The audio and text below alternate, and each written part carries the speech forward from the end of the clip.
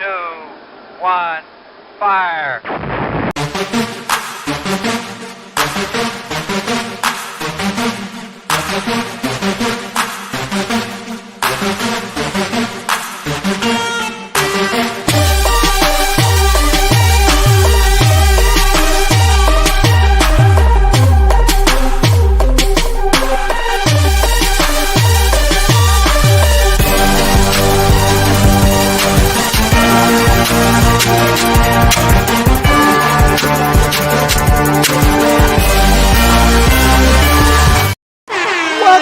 Welcome to Constructive Outrage, episode 57, STATUECON, Collectorzown, giveaway announcement. But before we get into all of that, let me introduce to you guys, Critical Mass is in the house tonight. Give it up for Critical Mass. Ooh, look at the fist.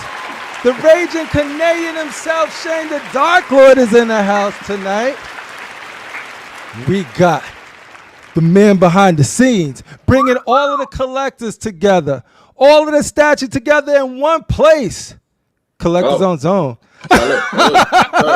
Marco is in the house tonight. Sorry. And you guys got to give a special round of applause. Give it up. Let's go. You know who we got in the building tonight. We got Daniel Bel, sculptor extraordinaire, joining us tonight.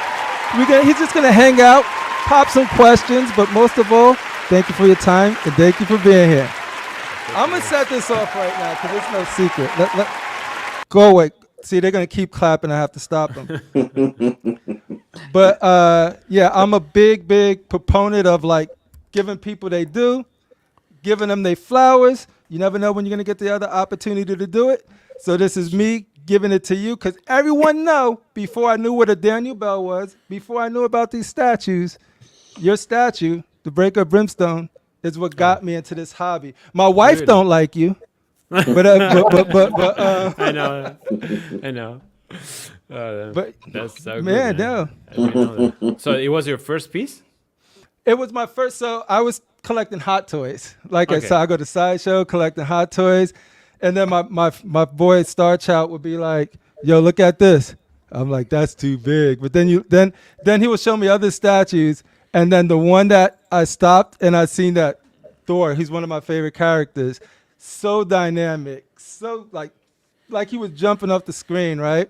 And then I was like, how much is that? And I was like, ooh, that's a little more expensive than, at the time, I was like, that's a little more expensive than Hot Toys, right? But then before I knew your name, I ordered that one. I ordered your Captain America before I knew your name because I was going to collect the Avengers. Yeah. And then I always wanted to get the Hulk, but when I was able to get it, it was waitlisted. I think I'm still on that wait list for Sideshow, the Gladiator Hulk, because I always wanted to pair those two together. But What about the Wolverine you did? That one right there. oh man, look at that Hulk right. Oh my God, it's right. It's taunting me right now. And they have a couple more up there. You can still get it, that. dude. Look at them. They did the batch. They did the batch. We're gonna talk because I always. When I was doing other people's shows and talking to them about it, I was like, I got to track down that Hulk. And of course, I got more of your pieces, but that was the first time I realized, oh, I have a type. And then I started to know who you were. Then I'm like, oh, this is the Daniel Bel piece. This is the Daniel Bel piece. I'm not the biggest DC guy, but then I see your Dark Knight and was like, oh, that Dark, the one with the lightning bolt in the back looks crazy. Yeah. Yeah, when Rasheed comes, I know he really loves your Batman Beyond too. I love that one as well. And I was like, man, I'm lucky I'm not into DC because then I would just go broke. But man, yeah, so we'll start off by saying, how you doing? How's your day? How's your week? How's everything going? I'm doing great, man. I'm doing good. Working a whole day today. It was a nice day here in Argentina, a pretty cold day. But no, doing good, man. All right. First question. I know you were like a technical director at some point. You dabbled in a little video games, and now you're the mother freaking art director. Correct me if I'm wrong. At Yes, sir. Sideshow. Yes, sir. Yeah, Tell us a little bit about that journey. Sir. Yeah, I'm not the only one. We are a couple. All right, yeah. Tell us a little bit Yeah, about the I mean, journey and tell us about the role.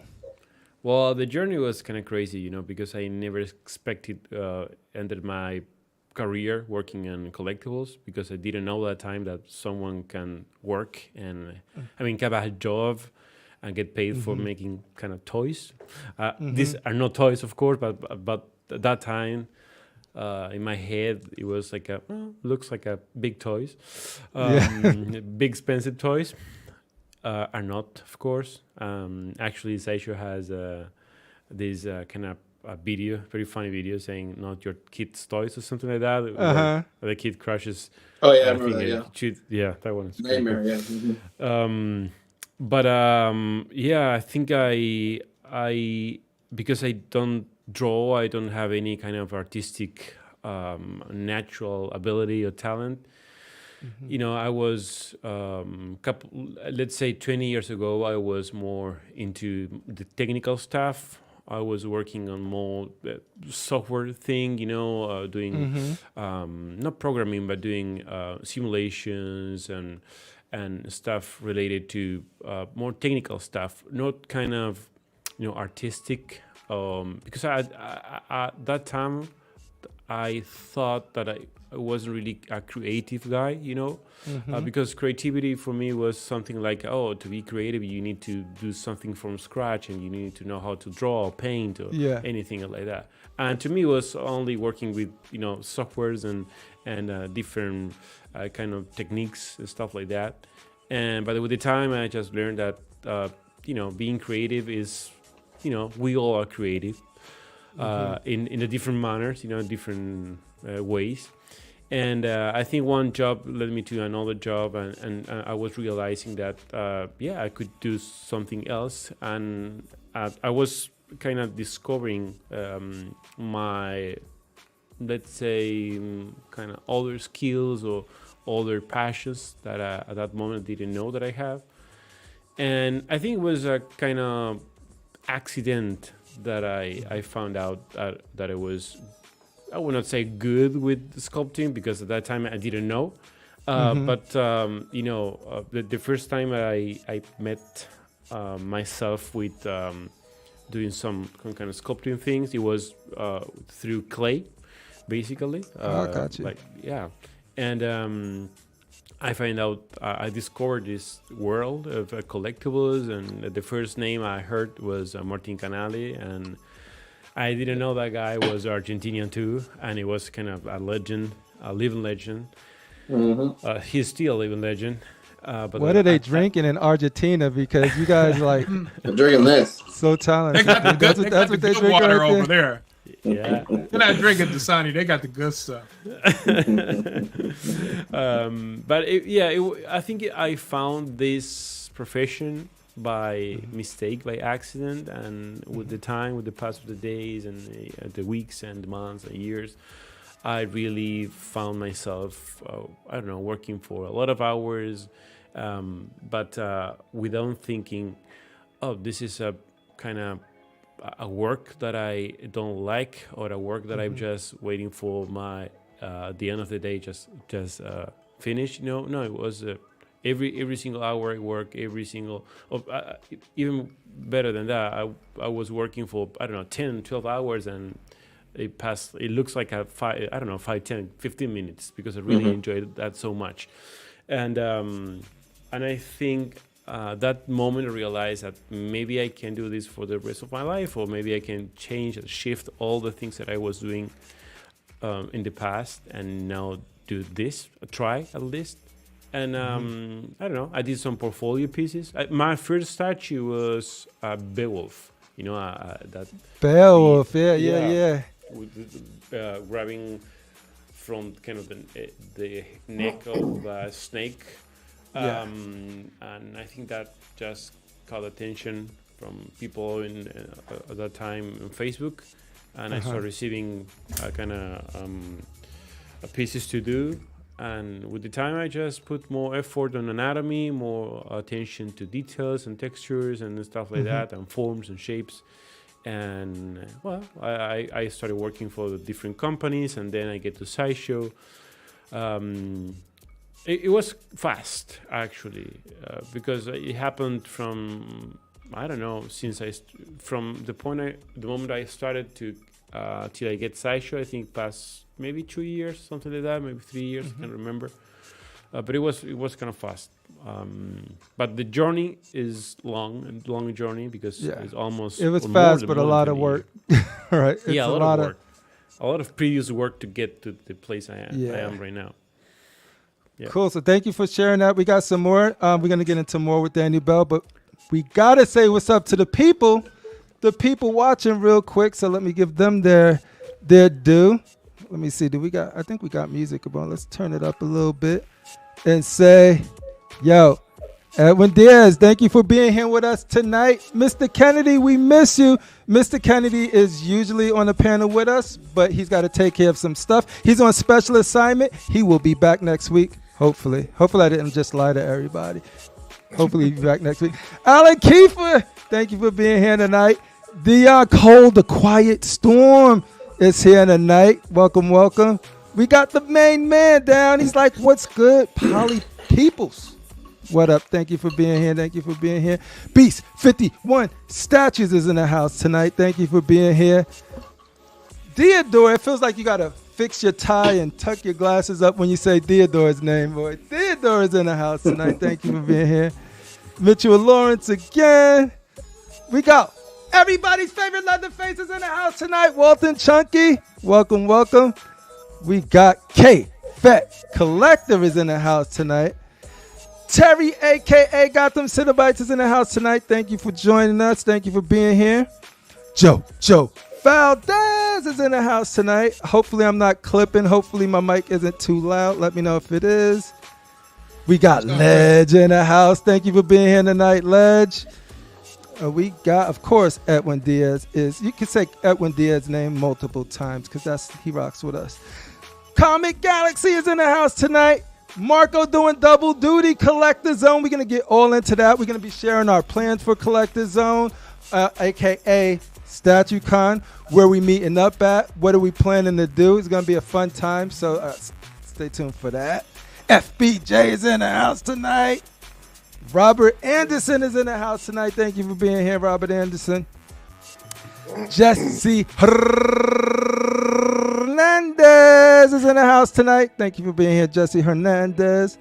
Row in the house. That's right. Put those DBs in the chat for Daniel Bel. Show him that we appreciate him taking his time being here with us. Who else we got? Critical Mass doing double duty. There we go. JoJo. JoJo played on the floor with his toys before he brought statues. And that's a story when I first got into Hot Toys. I told this story a while ago. I couldn't get Wonder Woman's hair right because she had rooted hair. So I got a little cup with water, Q-tips, all of this stuff. And I'm over here just messing with Wonder Woman's hair. My wife walked in and she just said like this and walked right back out.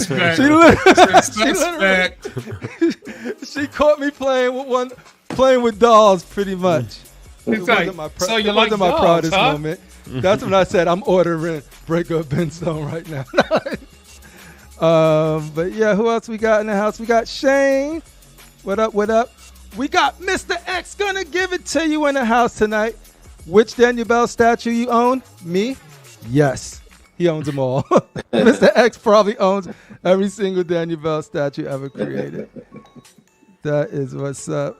Who else we got? We got my boy FBJ ready. Brenton is in the house tonight. Thank you for being here, Brenton. Appreciate you as always. Who else? Scrolling down. I don't want to miss anybody. CMP, a.k.a. Casual Nerd, Tuesdays, 8 p.m. is down with us tonight. Thank you for being here. Who else we got? We got Chris B. That seems like a new name. That's right. We do have a giveaway tonight, courtesy of Collectorzown. The only rule is you need your social security. You need to go join 18 Facebook groups. You need what else we got? Social security. You need to subscribe to every single statue channel in the world. The only thing you need to do is be subscribed here. You subscribe, you got a chance to win, and we'll give more details about that. Your firstborn. Yeah. Your firstborn. Yeah, we need your blood type. All of that good stuff. Bats and the Belfry is in the house tonight. Welcome, welcome. Carl, thank you for being here tonight. Appreciate you, as always. Keesis World Collections is in the house tonight. What up, Keesis? Thank you for being here tonight. All right, I think we've reached the end. Thank you guys for your patience. Those are the people. These are who rocking with us tonight. So let me load this music down, and then we'll go into deep into the mind of Daniel Bel. Daniel. So art director, that seems like a full-time job, but Yes, you're sir. also still a full-time sculptor. How the Yes, hell I do do. you balance that? That's one of those is a job for one person to me. That's why outside looking in, it seems like you juggling the world. Like, how do you manage that shit? Yeah, well, basically, when direct statues at Sideshow is more like a collaborative work, it's a teamwork, Yeah. and where you can take decisions, so you can influence other artists or your teammates, but it's not like a director of an orchestra that you just point to somewhere else and people go there. No, it's more like a guide. So while you're working on, or sometimes they need some, I don't know, the guidance or feedback on other projects to see what you think about it, about the way you sculpted, the way, or if you have any other ideas. Could be better, could be different, So it's like a putting a little bit of yourself in different statues, and you don't have to kind of juggle so much because it is a very relaxed work. We actually don't have any pressure on timing, on schedule. It is the pieces are finished when are finished. When we decided to finish. Of course, you can't take 2 years to make a statue, of course, but I mean. When I have to sculpt and I received some older pieces to take a look, I just put pause and what I'm doing, and I jump in all the stuff, and then I jump back again. So it's very easy to handle both things, the direction thing and the sculpting thing. Got you. So it sounds like you heads down, 10 toes into sculpting, but if you ever have to offer guidance or maybe give them inspiration for a different direction or whatever like that, you're there to do that. Yeah. Because I can't help but notice that about the time you became art director, and correct me if I'm wrong, because I know it's collaborative and all of that stuff, but Sideshow has been on a tear with dope piece after banger. Like, you guys just been, the new year hit and y'all haven't slowed down. Like, all of it we talk about on the different shows are just sort of like, was that sort of like something you brought to the table, or is that a trajectory that Sideshow was going in all along and you're just help guiding the ship there? We come with an amazing team, full of great artists, and You're so humble. No, it's not, I'm not really humble, honestly. But I work with Martin, with Will, with Richard, with Steve Lore, with very talented people, Ian McDonald. So many amazing brains, that every single time that I have to do something that is challenging for me, for example, my first female statue, that it was Batgirl, at that time I said, hey, is Will and Harbottle here? Is Steve Lore? So many amazing female sculptors that we got, just for name it, just a few, and I need to be, I can't be at the same level with the first statue, but at least I need to be kind of close. So hey, help me on this journey, just give me your thoughts on this piece. And at the time that I was sculpting Batgirl, I received a lot of help, a lot of guidance. I should be, I don't know. For example, I remember Will was telling me a little bit of proportions, and Ian McDonald was, and with Richard, they was just helping me with the format of the face, the different type of the face, and then of course at the end of the day you have to take the final decision, the final call. It is okay, let's go with these opinions, with the feedback, because you can receive a lot of feedback and input from many places at the same time, but you need to know what to do with that information, and I think that the final decision from my side, I think it helped me a lot, the experience in your back, even if it's something that is new for me. The other pieces, the other challenges, the other previous work that I had helped me to have to feed my eye and to have a better criteria to make good decisions. But again, it is a very collaborative effort in every single statue. Even the PMs or people who is not necessarily artists, they they can read what collectors want. Like, of course, you can't please everyone. It's impossible. Yeah. It doesn't matter. How much time you put. I was going to ask you that. There's two things that came up. It was like, I'm jealous because I work in the gaming industry, and everything you described everything is deadline, production schedule, blah, blah, blah. You probably know a little bit about that. And it's sort of like, it's more of like, this is our vision. What do we got to keep cutting to make this timeline versus like, this is what we want to do. How can we do it to make sure that our vision is held up at the end product? So like the field you're in seems to respect that. Hey, if we got this vision, there's things, you're going to need things. You're going to need time. You're going to need the tools, and you're going to need the manpower to be able to navigate that in a way that you could bring that vision to light. So the fact that Sideshow, when you guys get that time, is freaking dope. And the second thing is like, no matter, you make 10 pieces, it's not going to please everybody. Like, it's going to be, it's not going to please everyone. How do you decide when to take feedback on a piece and when to ignore it to stick to a vision that deep down that this is why I'm doing it? Like, how do you decide when to, okay, I hear you. I think I could do this thing to fix it. Or no. I hear you, but this is the vision and this is why I want to keep it. Are you saying feedback from the collectors or feedback from our you team? could tackle it in two. You could first from feedback from your peers, and then like when you put a piece out there, reveal it for the first time, and the feedback comes in. Yeah, it's a good question. 1 second, Darth Rashid. Welcome to the panel. We got Daniel Bel here. Hey man, how's it going? You're muted. Oh, that's a dope statue behind you, man. Oh, you see that? Yeah. He's dealing with those life size. He's got people in his room. Yeah. Well, sometimes you just feel really strong about an idea, and you need to trust in your guts, in your feelings, in your eye, and go with that.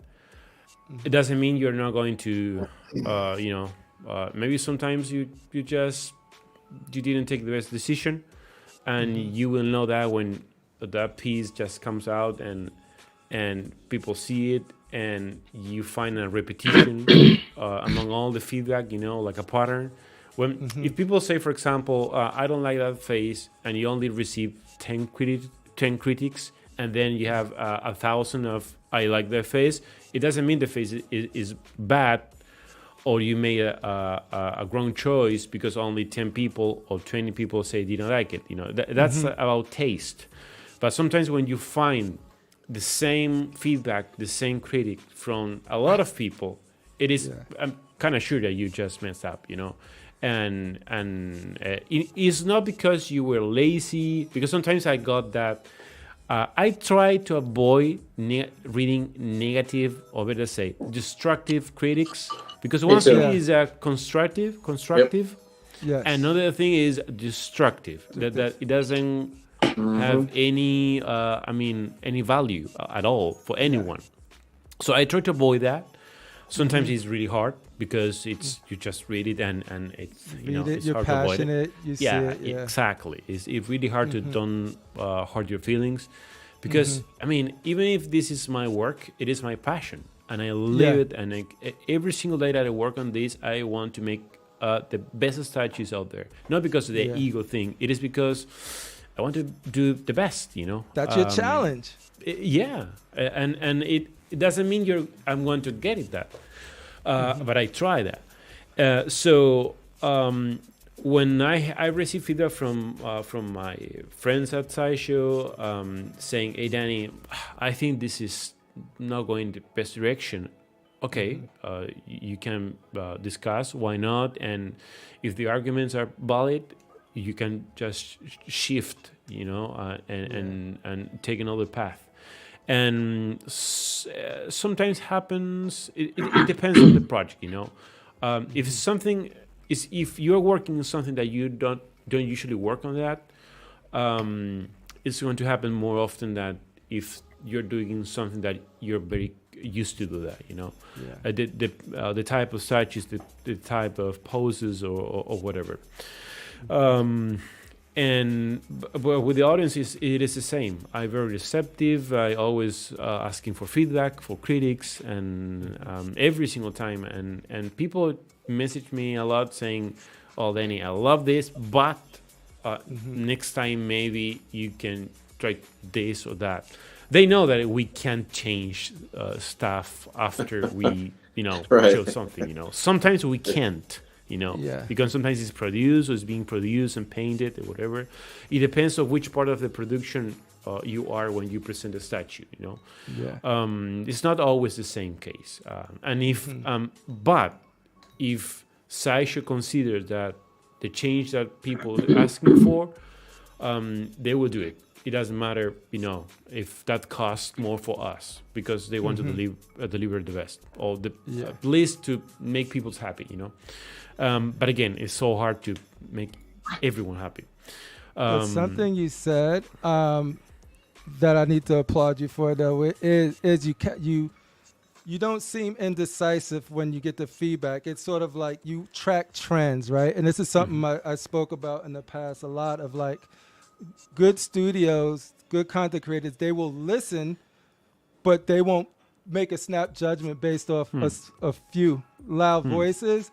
They'll wait to see if it's a trend and if it's worth looking into. So you're not like so stubborn that you're not going to look at it, but you're going to wait for there's some valid metrics or analytics that's going to back up any decision that you make based off of whatever piece you're working on.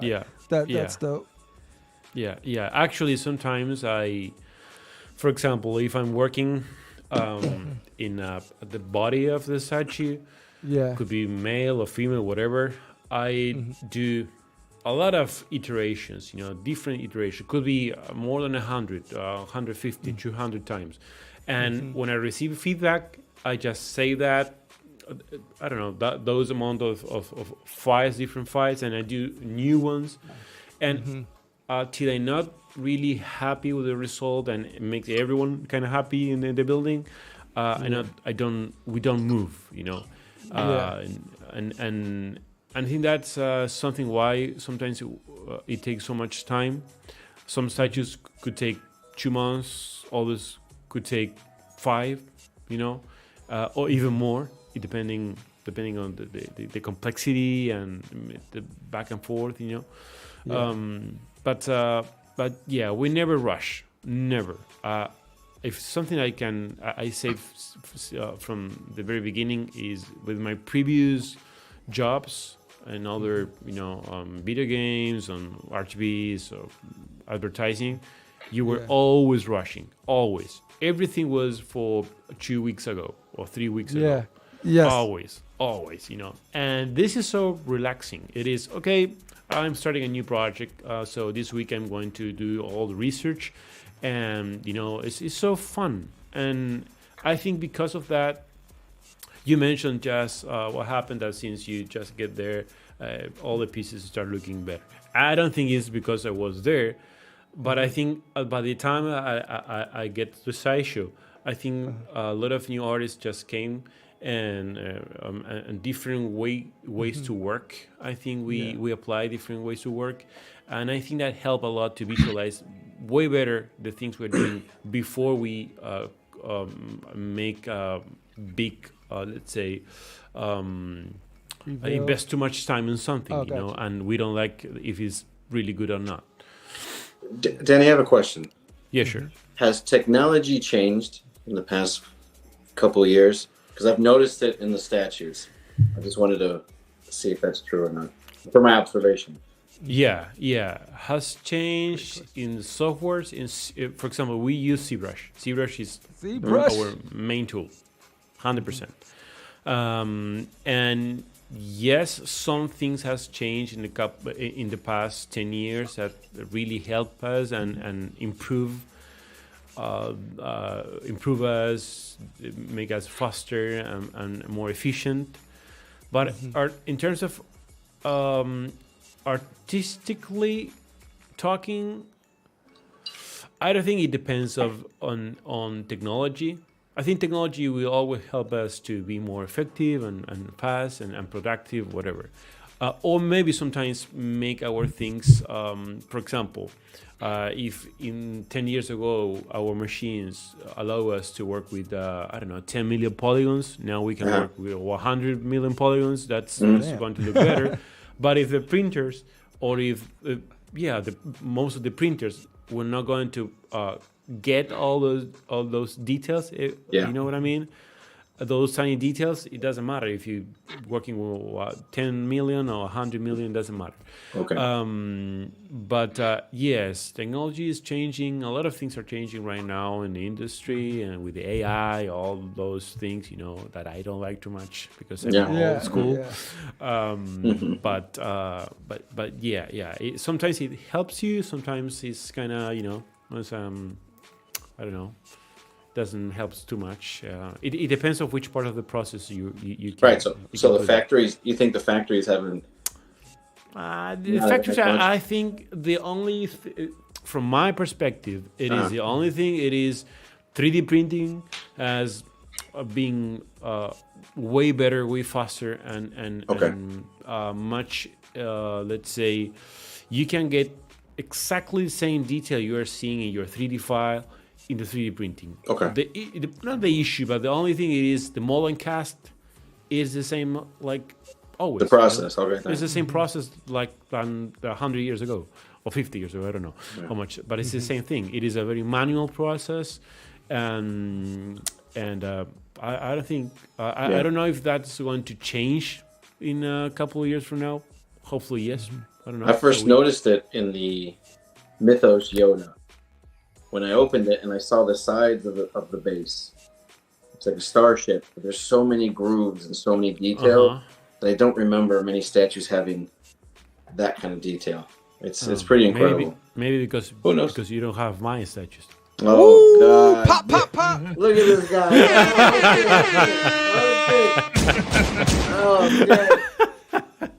I'm kidding. There's like 30 of them. What are you talking about? And I just gotta say, I like your Batgirl. I ordered it. It was day one PO for me. Oh, we're gonna get all into that. Got some. She should be coming in October. Yeah, that Batgirl is dope. I think that was like a surprise for me from Sideshow because I felt like. I love the bandage. I thought that would be like a I don't want to I figured somebody else would have done it, like on the other side. But the fact that they took a chance to do that type of I would like to see more players. I would like to see more work like that. Like I would love to see you do a Daredevil finishing fighting battle damage. That would be nice. Right. I think because it makes the piece more real. It makes the battle looks more realistic. Because that's funny because I love that too. Actually, I always love to make characters like I'm surprised that they allowed that. You understand?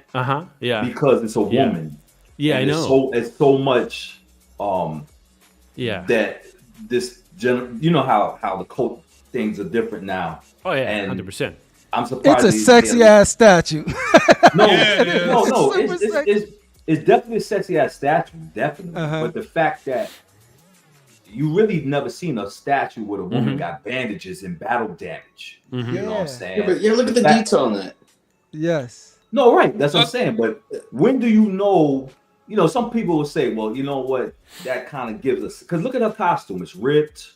She's wiping the blood. It's you know, She's you got an people don't attitude. want to. You'll have people that want to cancel this in these type of days because they think that it gives a bad image. We think it's dope. You know what I'm saying? Man. I mean, I never used to be into Batgirl, but this Batgirl is definitely I'm picking it up because of the battle damage. And I hope more in the future you do, if it's anything like a Daredevil or Wolverine, I want to see them cuts. I want to see the battle damage. Okay. Because the way you put the battle damage here is perfect. Because I can see Daredevil doing the same thing, wrapping his body. You know, he's bleeding. You know, I know they can't put blood, but if he just finished fighting like a bullseye, I would want to see. I would want to see his costume ripped. And that's dope because it's like a Netflix take on the, you know, rugged. Like they can get hurt. They're heroes, rugged and raw, but they can they still throw down. They still get injured and stuff like that. What was your biggest challenges with a female piece? Because I think this is your first female statue, right? Yeah, it was.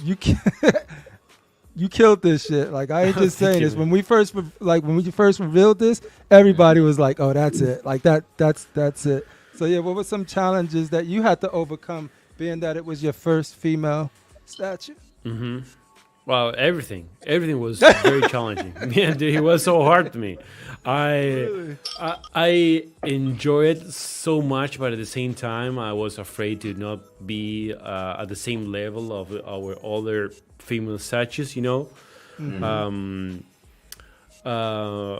So anatomy, one of the most difficult things for, at least for me, it is the face. Face is something that you can really do something weird if you just move 1 inch, less than 1 inch to one, I don't know, the mouth or the lips or the nose or anything to one place to another is going to look really weird and not sexy or not nice or whatever. With a male portrait, it's not the same. I mean, you can kind of do it a little bit rough and it's going to look more, let's say, masculine. You know what I mean? And but with the females, you need to be very careful, very careful.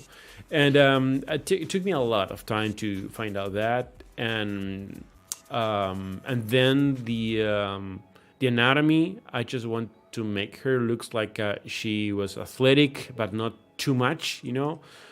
So when I sculpted the body, I was trying to do that because I knew that I was going to cover the entire body with a suit, but I want that suit to be really tight to the body, and so you can see kind of the ribs, you can see some of the muscles striations, just a little bit, you know, and I didn't want to add too much volume, so to find the perfect balance was really hard and took a lot of time. And then I was just having fun with all these battle damage. I was really putting every single part. I said, okay, why is receiving some damage here? Because she could block a punch or whatever, or I don't know, the legs or any other part. It was really I had the time to think about everything, every single detail. It was a very fun piece to work, and I think I found myself really pleased to work on females, and I felt, of course, when the piece came out and the reception was so, I think it was the piece, at least from, I don't know, from my point of view, it is one of the pieces I did with that I haven't seen any negative comment. Right. I'm sure they are, but I haven't read it, you know.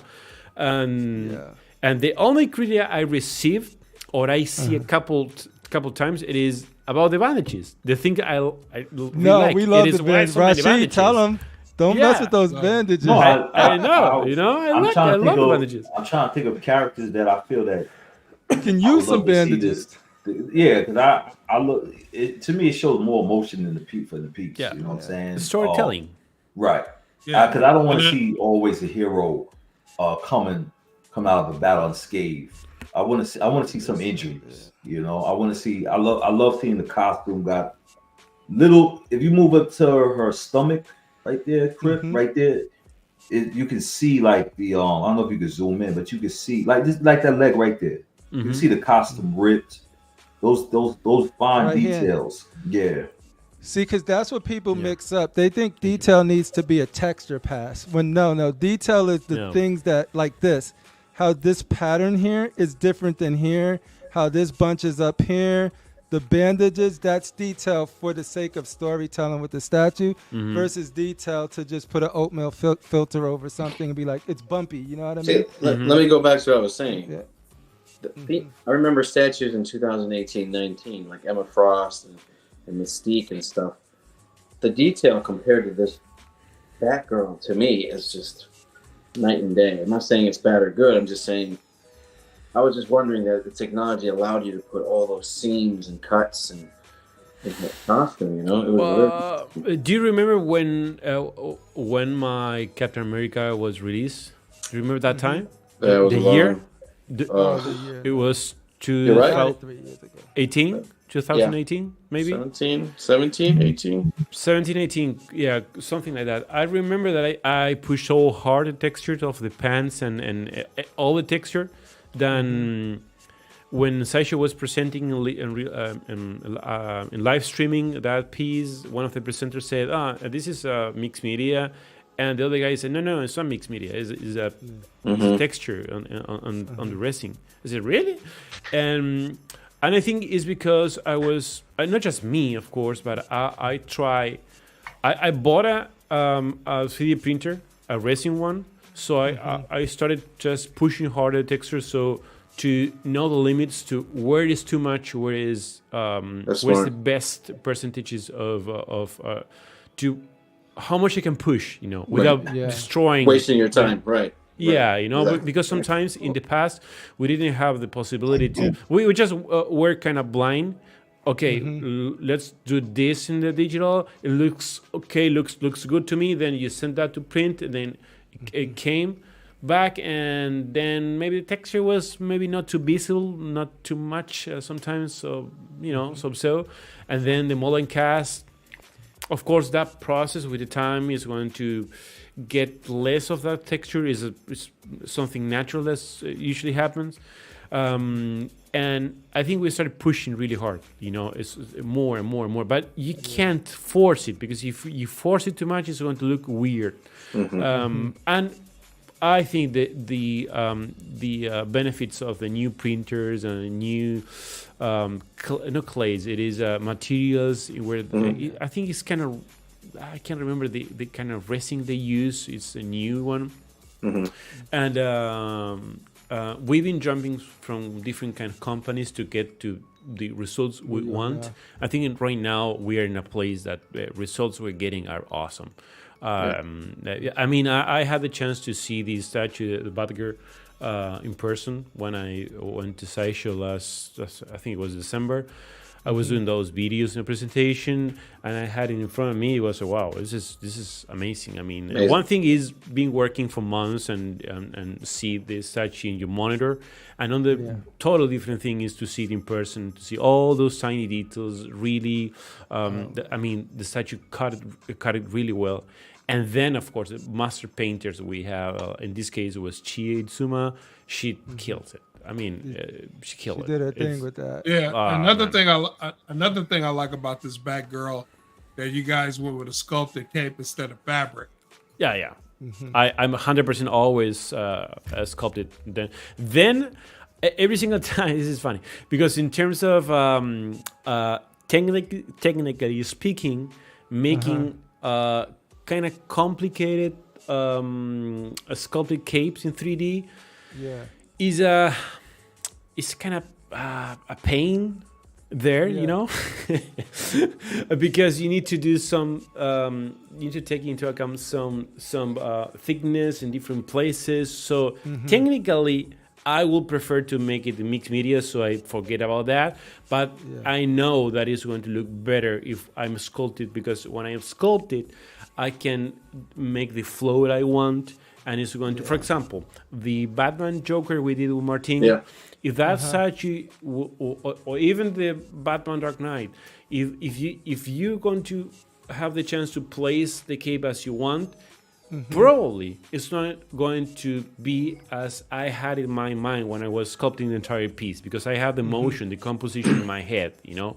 Yeah. And I know people like it. I know sometimes we do it in fabric because we are saving space in the boxes, and That's what I was gonna ask. What decisions, like, what makes you lean towards mixed media versus? Is it a piece by piece thing? Is it a licensing thing? Is it a price thing? Like, what goes into the decision to go with mixed media over? I would say is a piece by piece, more towards to how large is going to be the box, if how expensive it's going to be, how, and if it's really important that cape. I mean, if the piece needs a sculpted cape, for example, I have Dr. Doom, and Dr. Doom cape is fabric and it's perfect because you don't need any particular flow. It's just a cape that it just falls with the gravity, and that's perfect, you know. And you can place the cape in a like in a really thin place. You don't need an entire separate box or whatever to get the cape, and that's going to make it expensive. And yeah, it's because of that. I think most people like sculpted. Sculpted. Get a vote. If you can, I'm pretty sure everyone in the chat will be like, if you guys could ever do sculpted, do sculpted. I don't mind either, but I know collectors want sculpted. Because you can see, like, when you do it, like with the Batgirl, it's just, I came from Hot Toys, so I wasn't big on, like, I didn't know better about mixed media versus sculpted. So when I got the Breaker Brimstone, I'm like, yo, I post Hot Toys for a living. This is easy. Let's go. Look at that. Perfect. But as you get into it, then you start seeing some, and you be like, whoa. Cool. Chat, I want to address you guys because, keep your questions coming. Shane is starring them, and he's going to ask them as we finish with the panelist questions. So feel free to ask a question, and if he can answer it, he will. If not, I'm pretty sure I have a good reason why. But, Daniel, I'm going to show an image on the screen, and I want to know how it makes you feel. Like what type of emotions are going through you right now when you look at this? Oh, man. You're a bad person.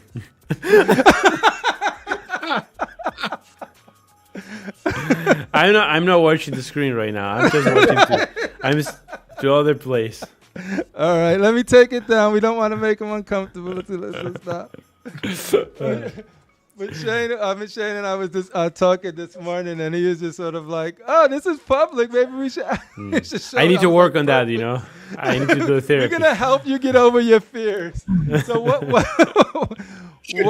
is it about sharks that either cringe you out or just sort of like Was that?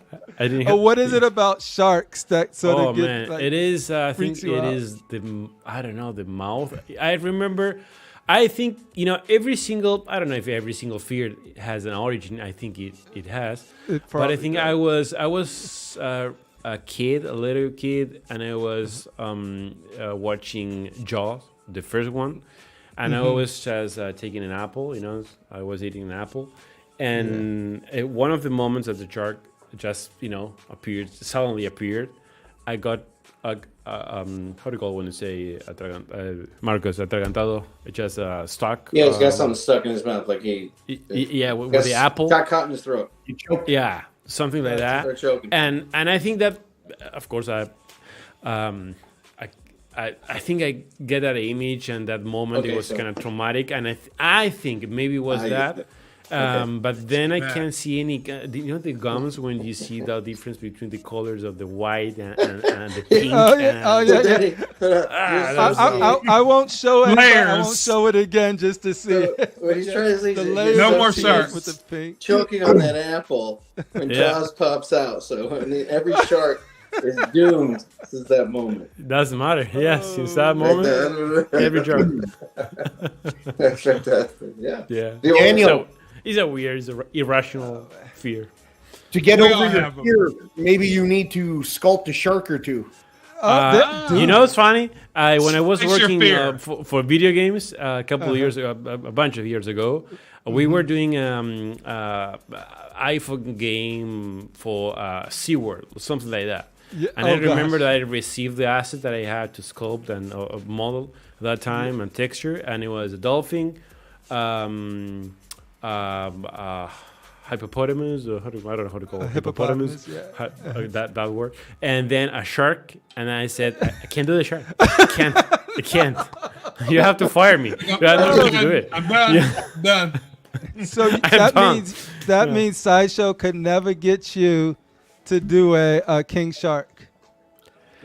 No, because I will have to. I mean, king shark in itself is not a really a shark, that those things I fear. But you need to look for reference that is going to be scary for me. Yeah, you're gonna have to have it. That's the point.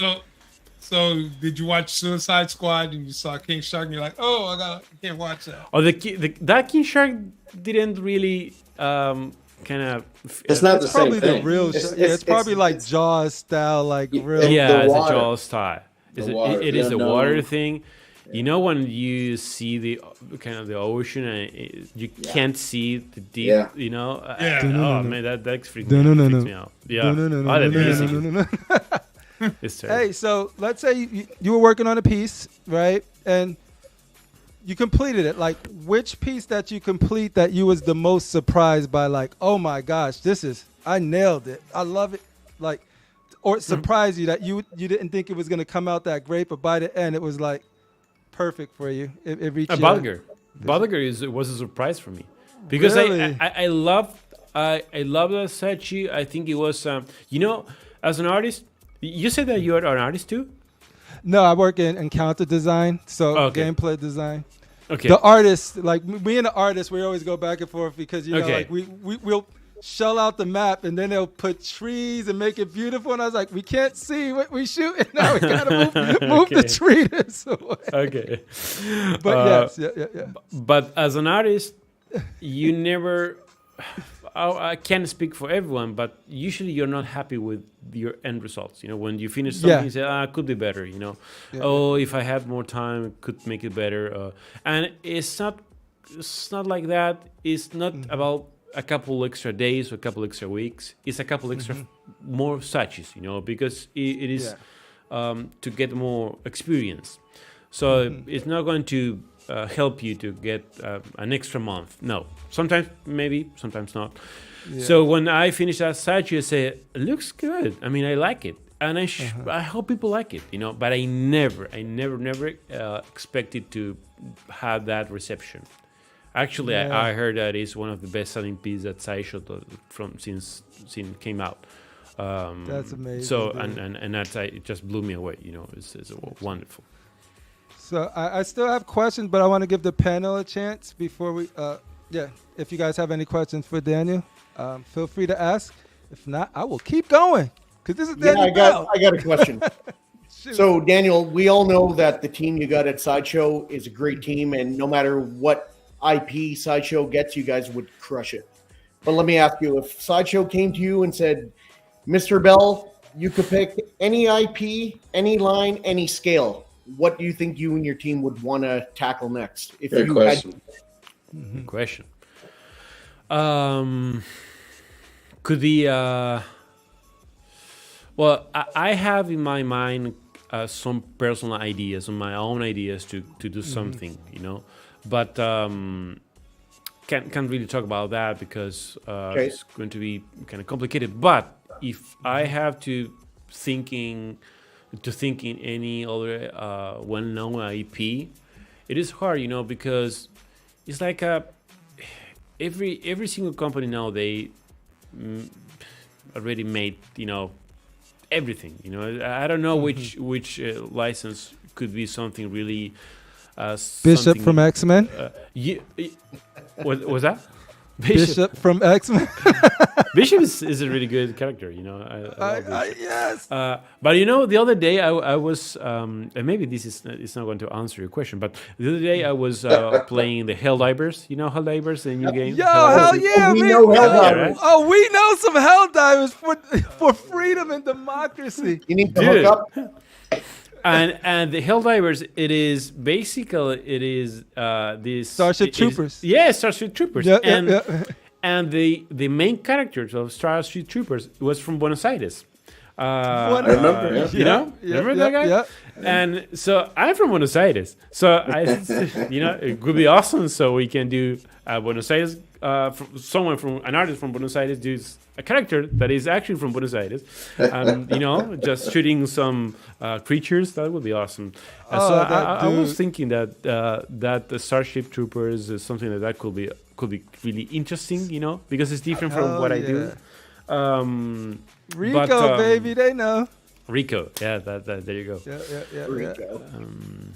Carmen, all of them. Yeah, I had to think. That's a good question, actually. That's a good question. There's a lot of IPs. There's a lot of IPs, man. Danny, who decided? I know there's a team, but that Clayface base is beautiful, and Clayface is another character that a lot of people are waiting for. Which I don't care. Don't answer that. But in this base, who said, you know what? Let's put Batgirl on Clayface. Honestly, I don't know that answer exactly, but I can tell you that I saw Richard's concept, Richard Long's concept. I remember one day sometimes we just talk, we just Skype and we share the things I'm doing, and he shares the thing he's making concepts, doing concepts. And he said, "Did you see this concept I did in the past months?" "Oh no, dude, show me." And he was showing me a couple, and then he showed me the Batgirl and said, "Oh, what is that? It looks awesome." I mean, it's a Bat. I think he showed those concepts in his Instagram account. Richard Long. And I said, "Dude, that's wonderful. I mean, it's a Batgirl. What is that in the base? That's Clayface." Because when I saw it the first time, it looked more like a monster. I didn't realize it was Clayface at the first glance, But then, of course, he told me it was Clayface, and I said, "Oh, that's a great character," because the people are asking for Clayface, since a lot. And maybe right now I'm not going to do at that time. I said entire Clayface, but if we can mix both, the Batgirl and then the villain. And nice. It's easy to, not easy, but it's easier to put a clay face in a big clay face, a part of the big clay face, because it's from clay. So if you cut it in half, nothing is going to happen, because you're not cutting a body with legs, and it's going to be gore and Sideshow and Marvel don't like that. But the original idea, I don't know. Maybe it was something that they just was. So sometimes the projects are, "Oh, what you gonna do for your next project?" It's, I don't know. It will be awesome to do this because I heard people is looking for this character. Okay, and we made a list, and then with that list in hand, we just talk about. It's very an organic process of selection, And I think if the idea, I could say this, if the character is not very well known, and we think that maybe it's not going to sell really well, but the concept or the idea we have in mind is interesting, is good enough to, take a leap and do it, we do it. And right now, we're more with that kind of mentality. It's like, okay, let's freaking do it, and see what happened. Very nice. Quick question. Unless somebody else wanted to go before I jump in again. Rashid, question? No, I still have to say about, like I said, I would like to see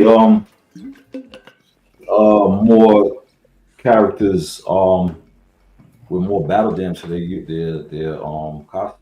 uniforms and stuff. I love seeing that type of stuff. Maybe possibly the mask ripped off, little half off their face, something like that. I just like a good fight. And about that, sometimes when you do a character, and if you just do battle damage because of the sake of having battle damage, and it's not according to the story you're telling, it's going to look kind of weird, Oh yeah. For example, let's say you do a Batman, and he's just standing there looking to, I don't know, come kind of calm, kind of Batman style, and it is entire, with damage all the body. but it's nothing that it's saying, oh, he just fought Yeah. with this character, you know, is Right. and you know, it needs to make sense, I think, you know. And if, for example, Batgirl was fighting Clayface. with Clayface, or Yeah, maybe yeah. if you just put something in the story of why he get that damage, I think sometimes people will, for example, if you do a character that is the first time you do it at Sideshow, it's the first time that Sideshow do this character, I don't think it's going to be battle damage, because people maybe just want to have a Classic neat, look, yeah. you know what I mean? Yeah, they want their Yeah. pristine That makes version sense. of it. Maybe it just I'm kind of thinking out loud, I think. But if it's something, is a character that you already did it, like for example Wolverine or Batman or any other, that okay, let's take a chance and do some nice battle damage and put some gore. Yeah, I think so. Cool. Okay. You know, another thing about the Batgirl, real quick, just because it's such a great piece, but like we talk a lot about facial expressions, especially when it comes to a lot of the female characters. Of usually that sometimes they come out very emotionless, and the fact with this Batgirl, like she's just like, you can see, like she has emotion, she's confident, you know, she's got like this swag to her, like Yeah. how important was it to get it? Like, when did you know you nailed that? Because you guys know. When did you guys know you nailed your first female portrait? Was like, yo. No, actually, that wasn't the first.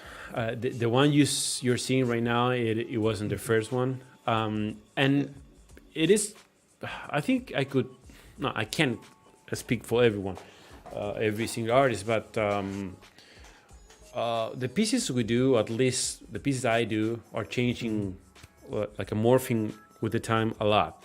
I start with some idea, and it seems it works great, and then when you've been working for 1 month, 2 months, or 3 months, then you realize, nah, this is not going to work, you know, and you have to change it. And at the beginning, it looks like an excellent idea, and then you realize that it's not going to look kind of weird. But for Batgirl, the concept already has that, you know, that's kind of smirk, the smile, you know. And I think I said we need to keep that on the statue because it looks great. And it was hard to get exactly the whipping pose. Yeah. Like Because in sort the of beginning, I white- tried something like this.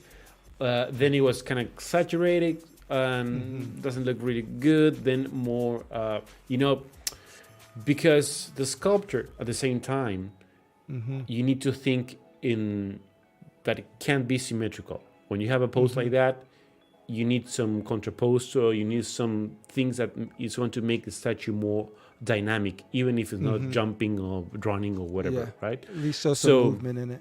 Yeah, one shoulder, it is opposite, is up to the other. It is in the opposite direction with the hips. The legs are different. You know, it is a combination of different tiny poses in the entire body that is going to make the piece more dynamic. At the same time, the lines need to converge in one point, so you can't have lines for any, you know, kind of chaotic. And I study that a lot with silhouettes. You know, I usually put everything with the background in white and then the silhouette of the statue black, so you can see the forms from different angles. If it's you know, if it's creating a nice silhouette, whatever. And it is a kind of a lot of small processes that is going to get the result you want. And with the face is exactly the same. With the in my case, every single statue that I do, even if it's just you know, museum, I try to make some minimal expression in the face, because because it like needs I it. was like, before I knew it was you, I think I was on CMP show, and then we showed it. And I'm like, that is dope. That's the first, like, that is crazy. It's streak. I love the swagger and all of that good stuff. And then it was like, at Daniel Bel, I was like, of course it's. Thank But you. anyway, I got another question. How important is it for sculptors to get recognized for their work with some of the bigger companies? To you, like not to anybody else, but for you, Daniel Bel specifically. Could you say it again, please? Because I just. Oh yeah. I'm sorry. How important is it for sculptors to get recognized for their work? When they're in bigger companies like Sideshow, because I do think Sideshow is one of the few that actually do recognize and put their artists, their painters, sculptors on their site, but not a lot do that. Yeah. I think it's very important. Because at the end of the day, every single statue was made by a person, an artist. Yeah. Sometimes it is a concept artist with the sculptor, then the painter, and then all the rest of the people who has been working as a PMs, as a I don't know, as a manager, as a modeling in the model cast, and. Is you or I am part of an engine with a lot of tiny parts that if you just take away one of these parts, the piece is not going to look like that, So it's really important that in the credits you see your name there, because it is good for you as an artist. It is nice, to have that recognition. You're not working in the shadows, You're not just. One of 1,000 of and that's another thing why I love more my job rather than being working in the film industry or video game. I love film and I love video game industry. I have a lot of friends there, but I mean, you are just one piece from 1,000 heads, and you need to do a lot to really highlight and to be recognized. And I think it's okay, but this is more like, I would not say a solo work, but we are really small team behind every single sketch, the artistic team, I'm saying, and just maybe 2 people. So it's and if your name is not there, you're going to feel kind of not recognized, and that's not nice for an artist. Also too, to interject, that's why I love, Daniel did this whole Dynafest in Argentina.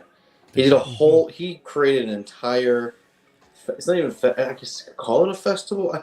It's a convention almost of artists and growth and companies behind this. Nothing like that ever. And that's another thing why we're doing STATUECON too. It's to recognize artists too and the community. Something that's never, they're parallel to what we both, by chance, we didn't even talk about it. Yeah, he just came out with something. I'm like, what? And then I'm like, me too. That's crazy. Speaking of, go ahead, Daniel. I didn't mean I was going to say that when I was, thanks for mentioning that, Marcos. When I was, we do a live show with a friend. Live show every Thursday since COVID. That time we were locked down, and the best way to communicate us together was through YouTube, doing videos or whatever. So we created a community, a great community of full of artists and people who is passionate about this, is being curious about what it is, and we're just trying to help them to show or share our experience, the good things, the bad things, and just show how to do things, how to sculpt, how to paint, how to do everything, without pursuing any money or anything, So Dynafest was something that we created with my friend Claudio by last December. It was a festival that it just joined the whole community, Latin American community, and it was awesome because from I don't know, just in less than 2 months we reunited more than 500 people and rented a place and make a big show, and everyone was really happy because they have a place. We have 25 sponsors. Sideshow was included, Marco was included, of course, and we want to do it every single year. It's going to get bigger and bigger and bigger. It'd be great. It is awesome because it is for the community, and that's people is I think more. The more face, the more human side we can put on these things, it is our tool to fight. I wouldn't say fight, but to kind of fight against AI and all these technologies that people are just trying to put there. Like, I'm an artist, I'm an AI artist or whatever. No, you are not. You're just a guy just putting prompts. The fight with AI? Is this seems like it's one of the tools. But yeah, because it seems like it's coming, and like I see you, Canali, Franco, like all of y'all, like soldiers in the war, ready to take down some Terminator. We are not that could be a sculpture in itself. Yeah, I know, like. We are not against technology because we use technology every single day. Absolutely. We're talking about the extremes of it. Yeah, the extreme of thinking that you are becoming an artist or you're better than an artist that it took more than 20 years to get to the place they are or we are because you just put prompts and now you realize you are a genius, because you're getting an image. It is deeper than that, but I mean, it is the way we say, okay, something that an AI never is going to do. It is just put real people in a place and celebrate all together what we love, what the passion we have, like a STATUECON, that is Marcus making. Yes, sir. And that's why I love so much that idea, and that's why we started thinking we have to go and say hello to the people, see face to face, answer questions, having a meet and greet, and be sharing this passion that we have. Dude, I think it's the best way to do it. I tell you, like, when Marco was hitting me up, and I was like, I was thinking about it. Shane was there. I was like, okay, I'm like 99.9% going, and then Daniel Bel, I was like, all right. Well, that's key to it, right? It's a snowball effect. And I understand people, hesitating. You don't even know what's going on. Like, what do you guys what's a STATUECON? I've never heard. I'm just going to spend, I was going to go do San Diego Comic-Con because a company wanted me to go. Okay. Mm-hmm. But then I looked at the hotel. It's $1,000 a night. And then my airline ticket's $1,000. It's $4,500 for 3 days. And then, but you get a free badge. I don't care. What are you talking about? It's $4,000 to see Sideshow's not going to be there. No. Just to see a couple of even if Sideshow was there, it's a couple of statues. STATUECON has thousands of statues with the artists right there. So what can people expect from Daniel and Collectorzown at STATUECON 2024? Daniel's going to charge $500 just to talk to him. There you go, baby. I'm going to put him behind glass. He's going to be isolated behind glass. No, it's going to be really fun, man. Yeah. I think the most important thing, Marcus is going to give you a better answer than me, but to me, it is to meet the people, to see in person, to see what they collect. That if you collect what I have, I can sign for you. We can talk about some specific things you want to know, and it is that human connection.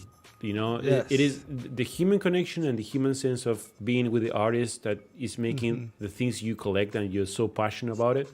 I think I don't know what you feel to get that, but I remember the first time I went to the US, it was in 2016, I think, or 17. I barely speak English.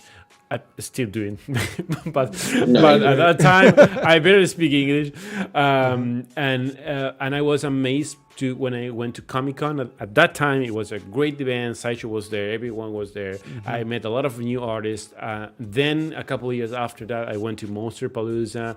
I met more artists as well. I mean, the people I admire, and the connection you have when you just shake a hand and it's different. Just, it is different, and you make a question, and it is so different from the virtuality, from everything I know. It's I think it's great. It's great.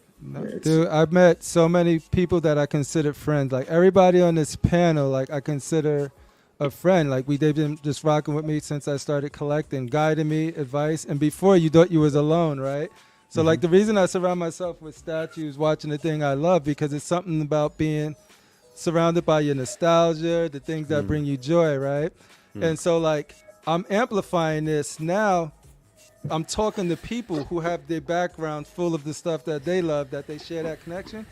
And now Marco is allowing us to take that connection further by attaching the artists that we love, that make the stuff that we love to purchase and put in our house. There's a lot of also being surrounded with the same collectors in one place physically. So that's the part that was always missing for me. It's like I didn't meet any of these guys physically.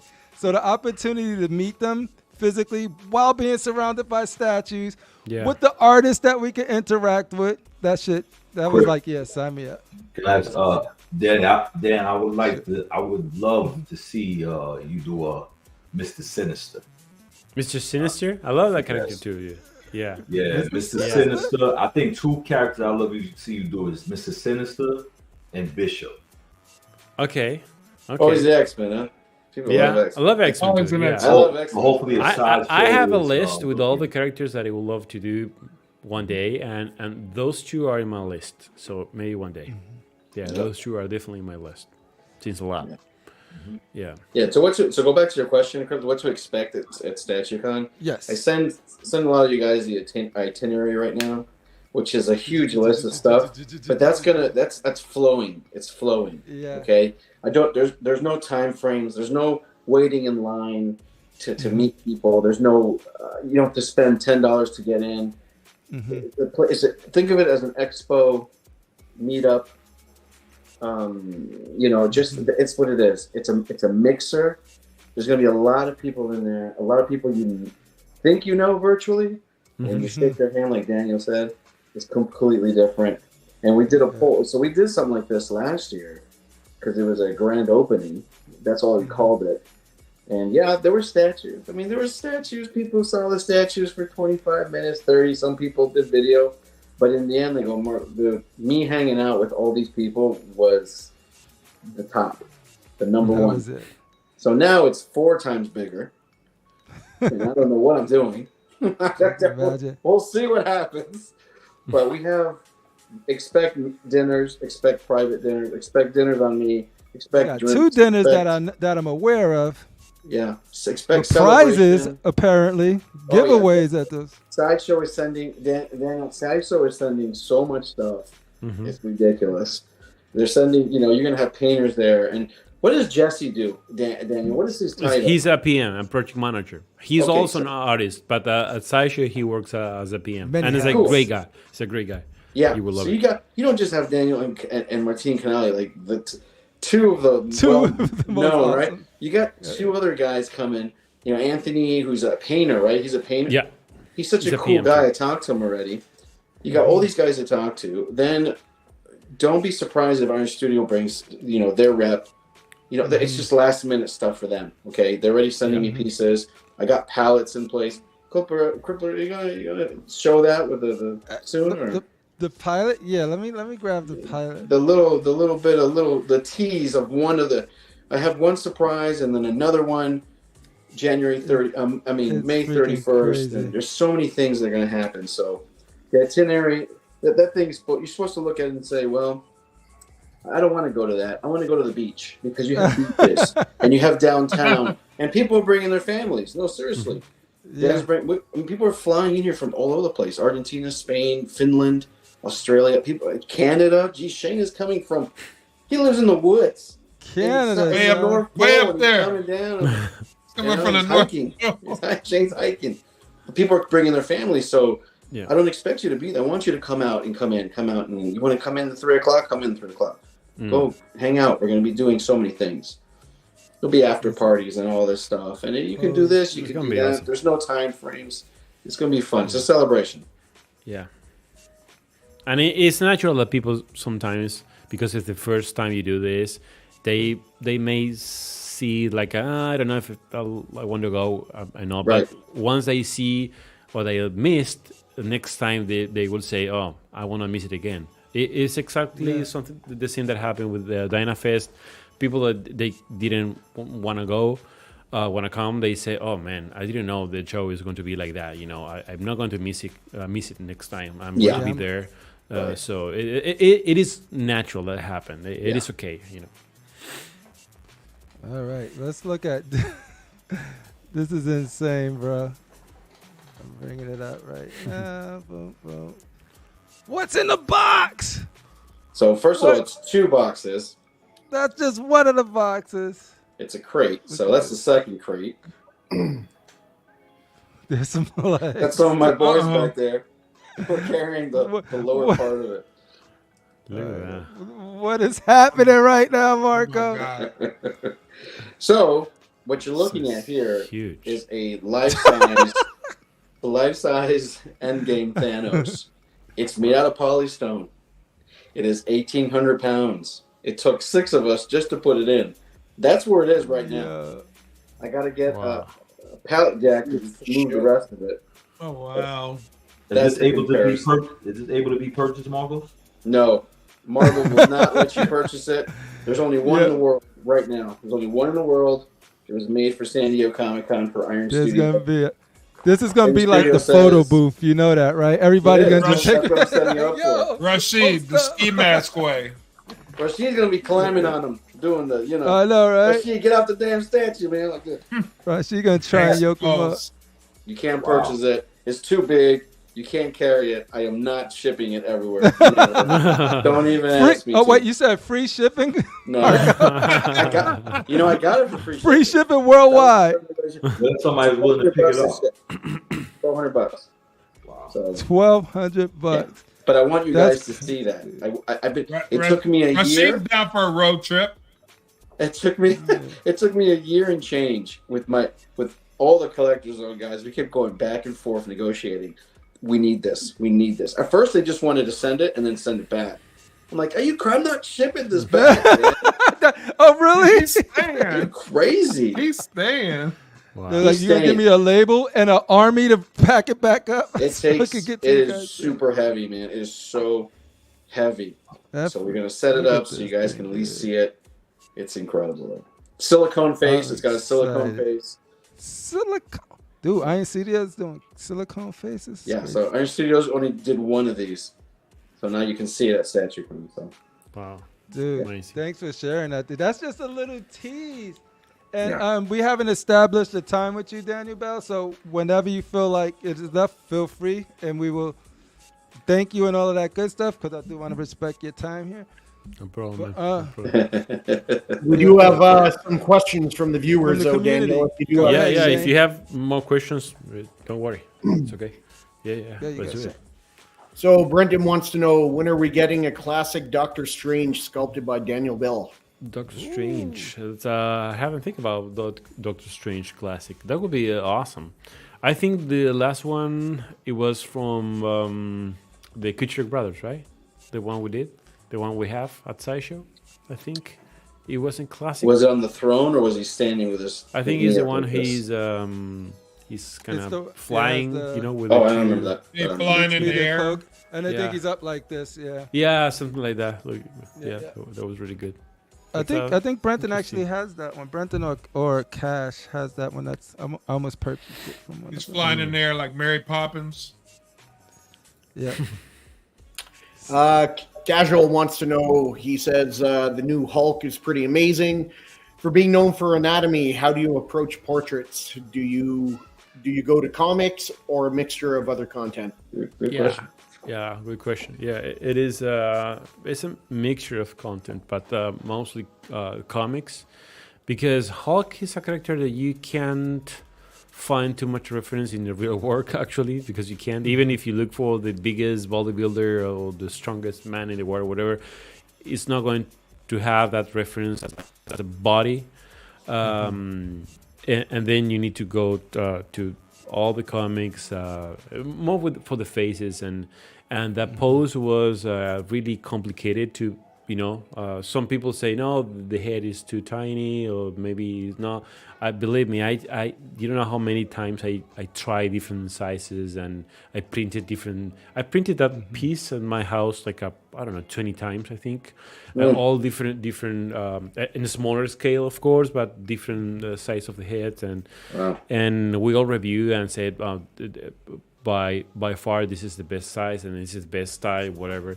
So internally we have a process that it is pretty neat in terms of we don't just it's not like what the artist decided, we want to go with that. No, it is you're a part of a process in where everyone is not everyone, but people in your team, and the one who takes the decision and the final decision is going to say, oh, I like this face, I think this expression is better, I like for Hulk we have 4 different ones. Okay, maybe for this one we could go with that one or with this one. I do different. Let's say, for example, for the Grey Hulk, I did 2, 3, or 4, or 3, maybe 3 different styles as a sketch, of course, and then different sizes and different hair types or whatever, and then we take a decision. Okay, we kind of vote, let's say, and something like that, and then for the same for the rest. So it is a pretty kind of picky process, and I don't know if I answered your questions, but yeah, no, that was good. Yeah, that was perfect. Do the creators have any influence or say at all on edition size of a piece they're working on? No, at all. I didn't think so, but you never know.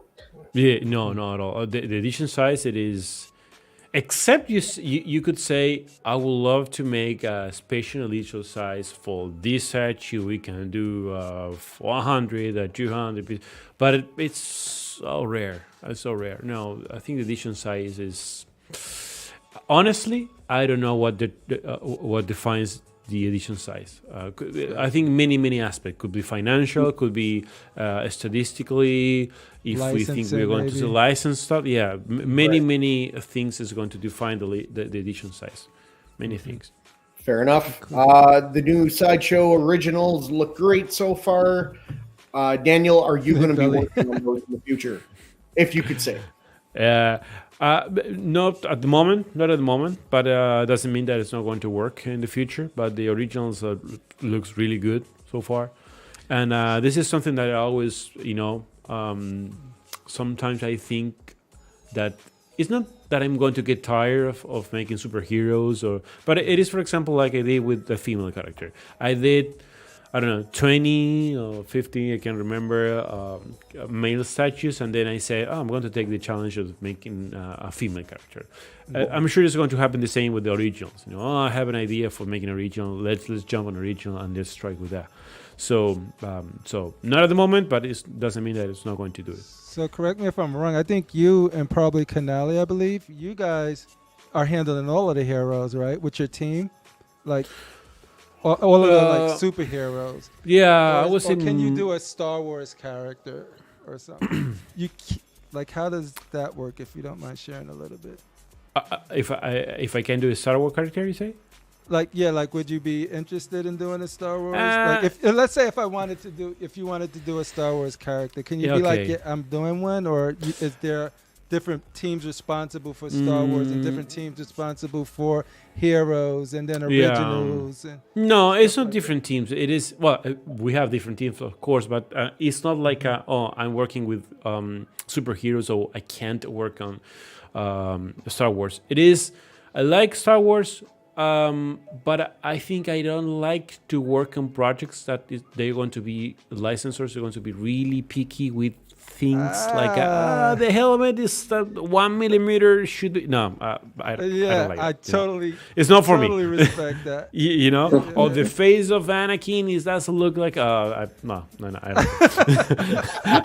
I don't I'm 40 years old. That lightsaber needs to be the hilt on that one is wrong. Really good. Yeah, we don't have those we are not so tight or those boundaries with the superheroes. It's more free, so it's way better. Because there's so much runs you can pull from. Like there's so much inspiration for heroes, but just on comic book alone, and then you got animated series and movies. There's so much to pull inspiration from. Yeah, well, I love from Star Wars. I love our series of the Mythos. Yeah, Mythos. I love Mythos. Yeah. Mythos is something that I would love to maybe jump on it if I don't have to answer too much to licensors. I think Mythos would be perfect for you, because then you can do whatever. My take on that. Yeah. That's a great. So, Daniel, when do you plan on, if you can say, of course, plan on doing another female character? Well, we'll do more females. 100%. Yeah, a couple more. Okay, we only got a couple more questions left. How often do you feel artists are frustrated when developing new designs? and are restricted by license agreements?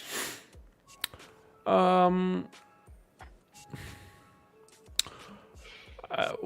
in our case, we know what things they're going to say no.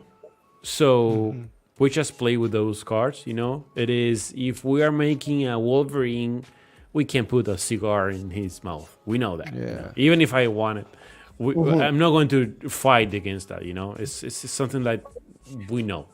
Or do too sexy, you know what I mean? To, you know, because it is understandable for license, the products we do, all the companies, they have some restrictions depending on the area you're selling. Because sometimes people say, I don't know, but I've seen this company that they make this and you say you couldn't. Yeah, but they only sell in Asia, you know, and or in Brazil or whatever. Yeah. So people need to understand that we have regulations depending on the country you're going to sell. And if like Sideshow, if you are worldwide, you will have more restrictions. So you know that you're going to play with that. So the frustration, maybe when you start your career and you want to have a wonderful ideas and say, oh, we can do some blood or some gore, and say, no, you can't do that. But why not? If Wolverine has claws and then he's, you know, ripping apart some monster, no, we can't. And but now we know that, so I don't feel frustration. I mean, at least about that anymore. Casual has another question. He says he loves your Green Lantern. What are your thoughts about multiple switch outs or swap outs? So like portraits, body parts. What are your thoughts personally on swap outs? I personally don't like swap outs. I know people love it. I agree. I know collectors love it. I don't think a statue is going to be better because it has swap outs. This is my personal opinion. I know that we are making products, not statues for, I know, a museum. I know that. But for example, in my case, I always going to, not always, but only if the characters really is going to be elevated in terms of the quality, not the quality, I mean, if you're making a character that usually is, you can see them with 2-3 different masks, and those masks are awesome, or different, I don't know, weapons or whatever. Okay, makes sense. We can do a couple variations. But for the sake of making swap outs, I don't like it. You know, I don't like that idea that the statue is worse or better because it comes with different hands or different portraits. Yeah. My personal opinion. I know that I'm making products and it's okay what I did. I have to do it. But at the end of the day, it is a statue. You know, it needs to be really good as it is. As you know. And I can name you a few that I really push hard. For example, a Joker, Dark Tail. We didn't put any swap out because I thought that it was, you know, everything was there, you know. Yeah. And it worked really well, and many others as well. You know. Your Carnage is crazy too. I freaking love that. Thank you, man. Appreciate it. I like the last Galactus too. I know it's a lot of people say it's underscaled, but the whole concept of it, and when you turn it on. Oh yeah, fire in the city. You don't need anything else. That's it. Yeah, I saw that one in person. It looks amazing, and I know about the scale. But sometimes the scale impacts in the price, you know.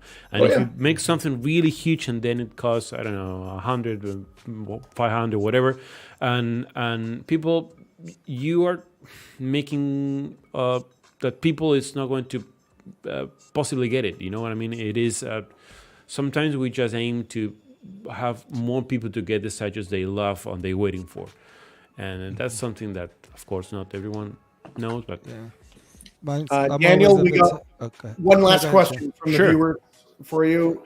Daniel, do you think Cyclops is a bitch? Oh no, K-Fed. Good buddy, K-Fed. No way. Yeah, he ain't no bitch. No bitch at all. Cyclops is awesome, actually. Yeah, Dad. Yeah. I have Cyclops on my list, so maybe one day I will have. I want to. Maybe love we can do Cyclops. a scene where he's walking out when his kid's dying and he's just leaving. That would be No. There will not be any Cyclops slander. Please respect the fact that Daniel Bel's here, and we will not be having Cyclops slander in front of him. Save that for Wolverine. No. Hey, leave Wolverine alone. Peace on both sides. That Ghost Rider. Daniel, you did that one, right? The new Ghost Rider? Did you do that one? The what? The new Ghost Rider? What happened with that one? Did you do that one? Is that what your... No. I initially, Matt Mullen sculpted and designed and sculpted. Then Jorge Vicharo, George Villar. Yeah, I know him too. Depending how you pronounce him. I started working with. I just bring George to Sideshow and say, hey, look at this young kid. Is awesome. He has a lot of potential. Cool. We need to work with him. He's a nice dude. He's an incredible person, and is going to really kill it with the time. So they hear it and they took it. And one of the first projects he did. It was actually working with me in some pieces for Joker. No, it wasn't Joker. It was I can't remember the project. And then his, I would say, his first piece was, he needs to grab a Ghost Rider and make it better because it wasn't finished, and so he did a lot of textures and rework a lot of pieces and a lot of things, and then that piece came out really well. Amazing. I saw the first time when. We have a guy in Sideshow. His name is Kellam. He's amazing. He's the one who basically you say, "Oh, I want to put a LED light here and make an explosion." He's the one who's going to say, "He'll do it." We're going to, we'll do it. Yeah, we'll make this possible. It's pretty good talent.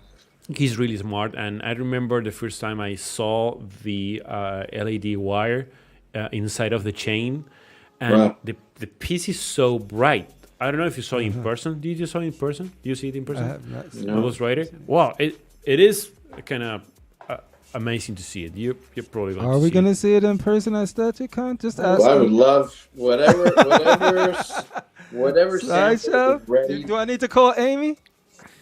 Make it happen. We need to see some. We need to see the problem with these pieces is they have to be ready, right? They have to be ready. Yeah. The one I saw was a prototype, so we were just trying if that was possible. It was possible. Then you need to wait. Sometimes it's about takes a long be time. patient. Yeah. Okay, very nice. So awesome. So I'm gonna do a speed round. I'm not going to stop with these pictures. I'm just going to show a lot of people that the work. And if you, Daniel Bel, have anything you want to say about any of the statues, feel free. But no need to if you do not want to. Let's go. You're not going to put the shark images, right? I know. That's what I just moved. I just moved it out so it doesn't pop up. How'd you guys know he doesn't like sharks? What is it, Wikipedia? How'd you guys know that? Daniel, just for the record, today I found out I was reading up on you, and I found out you said that you don't like sharks and hate pictures. So I told CriPPleR that, and I said, make sure you don't put any shark pictures on the show. So that's what he does. This is what he does. I know. Okay. And he loves you. Imagine if he didn't. That's He's a rebel. This CriPPleR. Just imagine. Hey, I'm helping him get over that fear. I wish somebody did that to me with my fear of. He wanted to feast my fear. I care about you. I want you to get over it. Fear. Face your fears, man. This was my first. This is my first Sideshow piece. First statue ever. Oh, really? This is my first too. Actually, this was my third.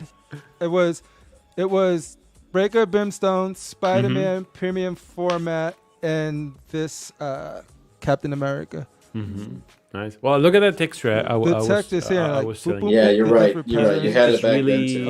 It's a really heavy texture and a lot of things, a lot of layers of armor. You know. Yeah. Different things. I got this one. Well, modern take.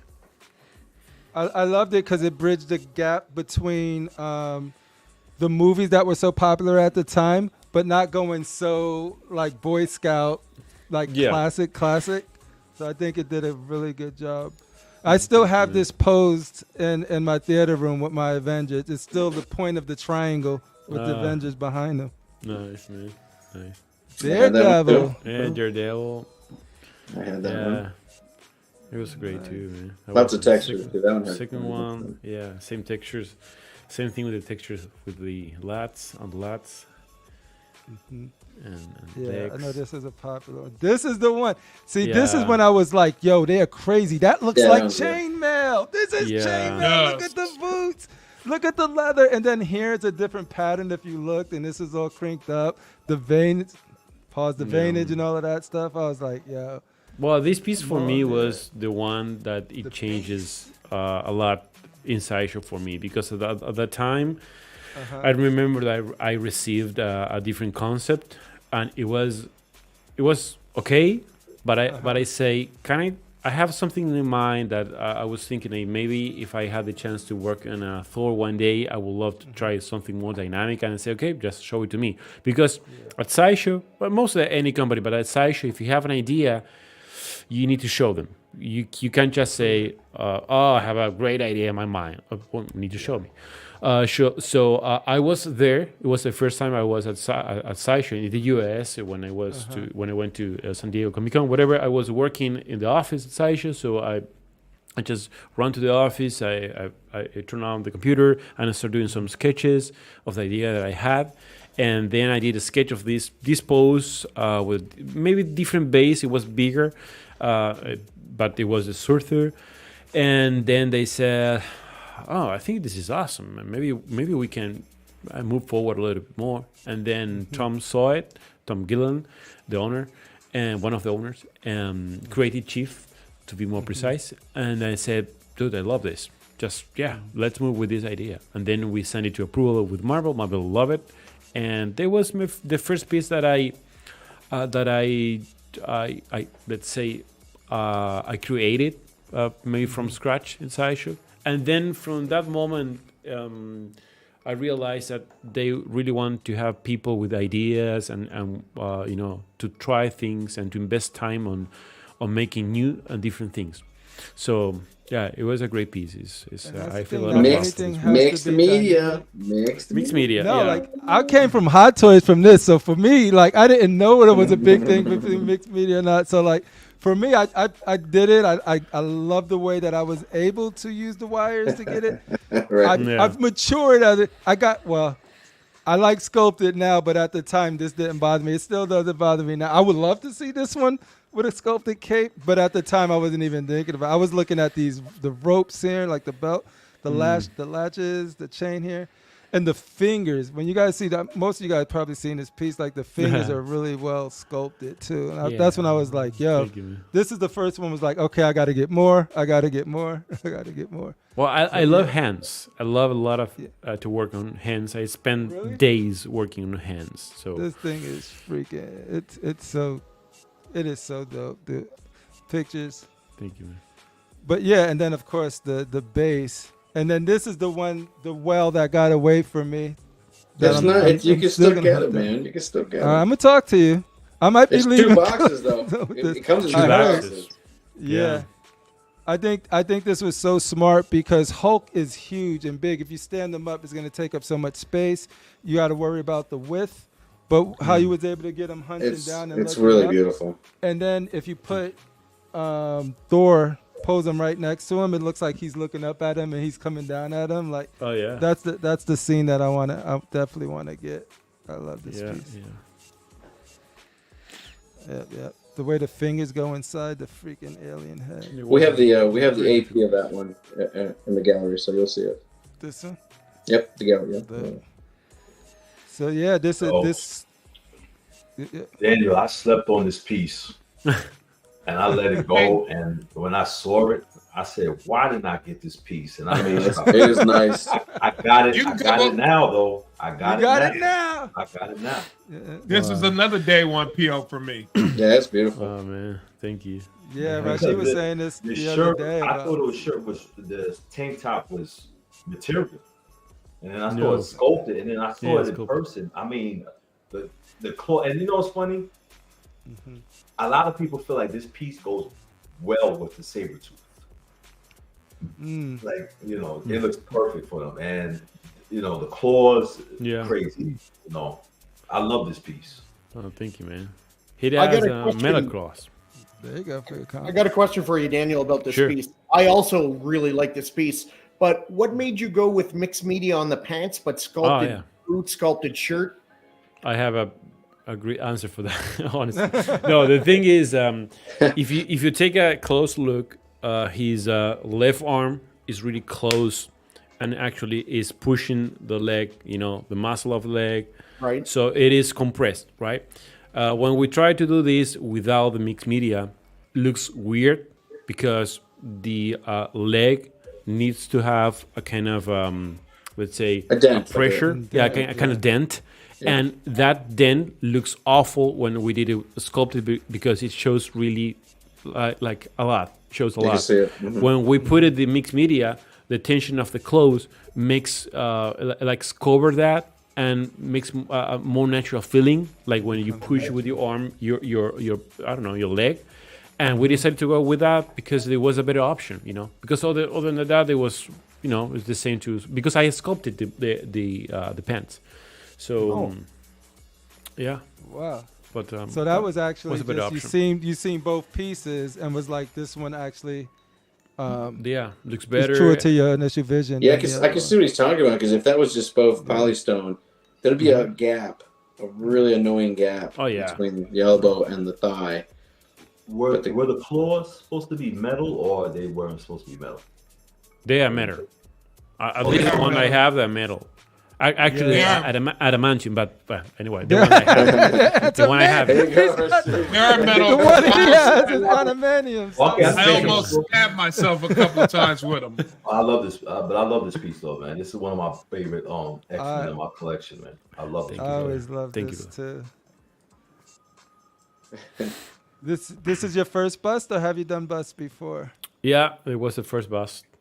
Look Yeah, at that that. time it was. I really wanted to do the legs for this one, but yeah, because when I was going to do this piece, I said maybe we can make it a 4 scale, and no, it is going to be part of a bust line, and I said okay, and but it looks nice. It's a nice piece. Teeth looks crazy.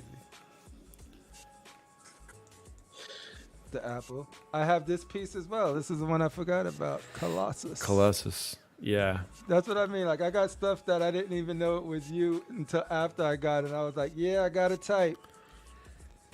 This is, it's just so stoic and imposed. Because he doesn't, he's never rah-rah. You know what I mean? He's just always Right. like composed and like nothing could hurt him. Why is he going to get emotional or scared or rah-rah? So like, it's, Yeah. fits it perfect. And even though he's standing still, it has motion. It does. Yeah, yeah. And He's intensity. crushing the weight, the danger room thing is fantastic. Yeah, right there. This thing right here too. Rashid, I you slept still on this look- piece. This the one you looking for? I love that piece. I got that. Oh, you found it? I remember you were looking for it. Yeah, I did an unboxing on this When did piece. you, I missed it.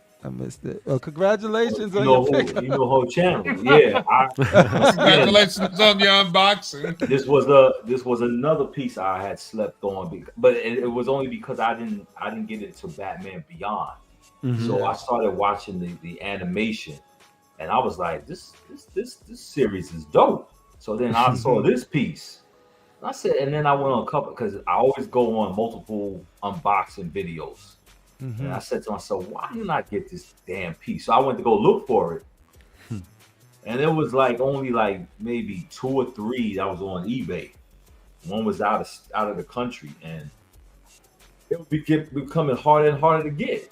You know, and if you're going, it's hard to find like this piece. You know, it's not impossible, but this piece, I love this. You know, It is I so. went with the Batman Beyond complete Box set. series, and this piece right here, I love it. I love this piece. Yeah, this is Appreciate it. it's not overly textured like some of the other ones we've seen. This one is like, I think they nailed it for like, look at that. And black Yeah, and red's man. my favorite colors The way you together. were able to make the anatomy show with the whole black is just amazing. You Right. know, Yeah. and I The love motion this. of it. Yeah, I love This thing the, sold out. This one sold out Like- fast. I remember. I like Yeah. the base also. the wings, everything, wings man. look This sick. whole piece is just dope. And the Yeah. base Yeah, is you- nice because they're not taking up a lot of space. Nah, it's a good piece though. Oh, thank you. We got the flash. This dude is extended. I love this one too. Yeah, I actually love the exclusive where it comes with the Look at the muscles. freeze gun. I mean the Captain Cold gun. Yeah, it was exclusive. Did you a runner as a reference? Oh yeah, I saw that you took I took a many runner. runners. Right. Usain Bolt, of course, because it's the one you're going to get more references because it's the number one in the world. But then a lot of sometimes you don't look for a specific guy. It is you just put a guy running fast, something like that, and then you're going to get a lot of images. So you need to get from the images you just look what you want to take from that and put it in your sculpt. So at that time that I did this, I just want to portray somebody who was running, but at the same time, slightly turning to, I think it was to his left, I think. I don't have it here. So it's a little bit tilted to like the torso. You know when a leopard is running, it's just shifting to one side or the other, that he shifts from the hips. Well, when we run, we do the same thing. It just slightly is a very, it's a minimal thing. And I think it helps a lot to get more those dynamic lines in the entire body. The fact that you captured it with no effects, all in just the sculpt. You captured his speed, which is crazy. Thank you, man. And of course, he looked mean, yo. He looked like, yo, Galactus coming. Why y'all still here? He's coming. What's the point? It's the Silver Surfer. I remember Daniel saying he's very stoic. He fears nothing. He comes out of the portal. Yeah. No emotion. Yeah. At the time that I did this piece, it was like everyone was looking for a Silver Surfer, but I was saying if we make a big Silver Surfer, it's going to cost so much that no one is going to get it. Yeah.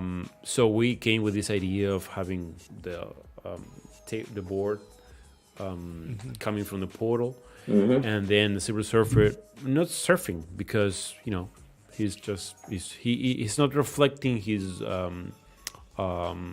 real attitude, the attitude you can see in his comics. Yeah. So to have in that pose and cost less than having an entire statue and being stoic and silver, because people this is something that I can't quite understand. It is why people want to have him chrome, right. It's silver surfer, so he needs to be silver. Right. And if he has Chrome surfer is his brother from another mother. and if he's chrome, and he has a Chromecast. Yeah. And if you have it in chrome, you're not going to be able to see his musculature because it's going to reflect all the crazy things. You're going to be seeing your face. Well, I think they got that. I think they got that from the days of the Bowen days because they did silver. They had one that was gray, silver, and one that was chrome. So I mean, like a variant. Yeah. Okay. I think they had like 3 of them. One was a black, one was a chrome, and one was silver. Nice. That's nice. This piece right here is your giveaway piece, by the way, for anybody who signed up for the first. I'm winning that shit. That's the first, and Sideshow is the one who donated that. It's not in my pocket. Sideshow says, we love the idea for the community. Yeah. That's crazy. Dude, I'm so excited for that. Here's your Bane. Yeah, big Bane. He's a big dude. Crazy dude. Yeah, it was really fun to work on, anatomy, really big like this. I remember I took a lot of reference. Wheelhouse, right? The what? That's like right in your wheelhouse, like just muscles and anatomy. Oh yeah, love that. Yeah. It's actually pretty hard too because again, you can get references from big bodybuilders, but this is even bigger, so it's a little more exaggerated.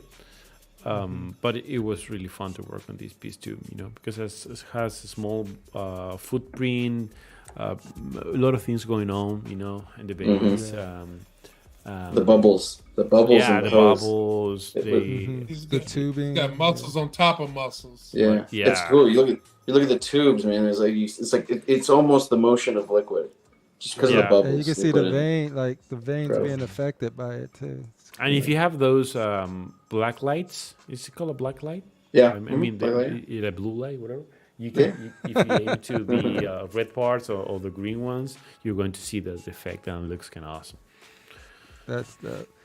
I know, Rashid. This is another Rashid. Rashid, I know. Did you end up getting this? No, I didn't get this one. You love this piece. I like this piece though. Mm-hmm. Do you like sculpted or fabric? He said sculpted. Oh, it says sculpted. You Okay. like sculpted? He's Yeah, for I mean, this one though. for this one, it is almost kind of the same, I would say. I think it's better to have it fabric, mixed media, because it's going to cost less, and you have a smaller box, because I mean the cape is just falling down, so you don't need a composition in particular with flow with the wind or whatever, not too much at least. And even if you have a little bit of that, as you can see in the skirt, you can do it with the wires inside, so it's not really hard, and it's going to save a lot of cost and space in the box, I mean. But I think what you did, I think to compensate so it doesn't look really floppy or whatever, is like you sculpted the hoodie, right? Oh yeah. The hood is sculpted, so it's always gonna look perfect versus like, I gotta get that wrinkle right there. Yeah. No. Yeah. And this is freaking immaculate, dude. I love this piece so much.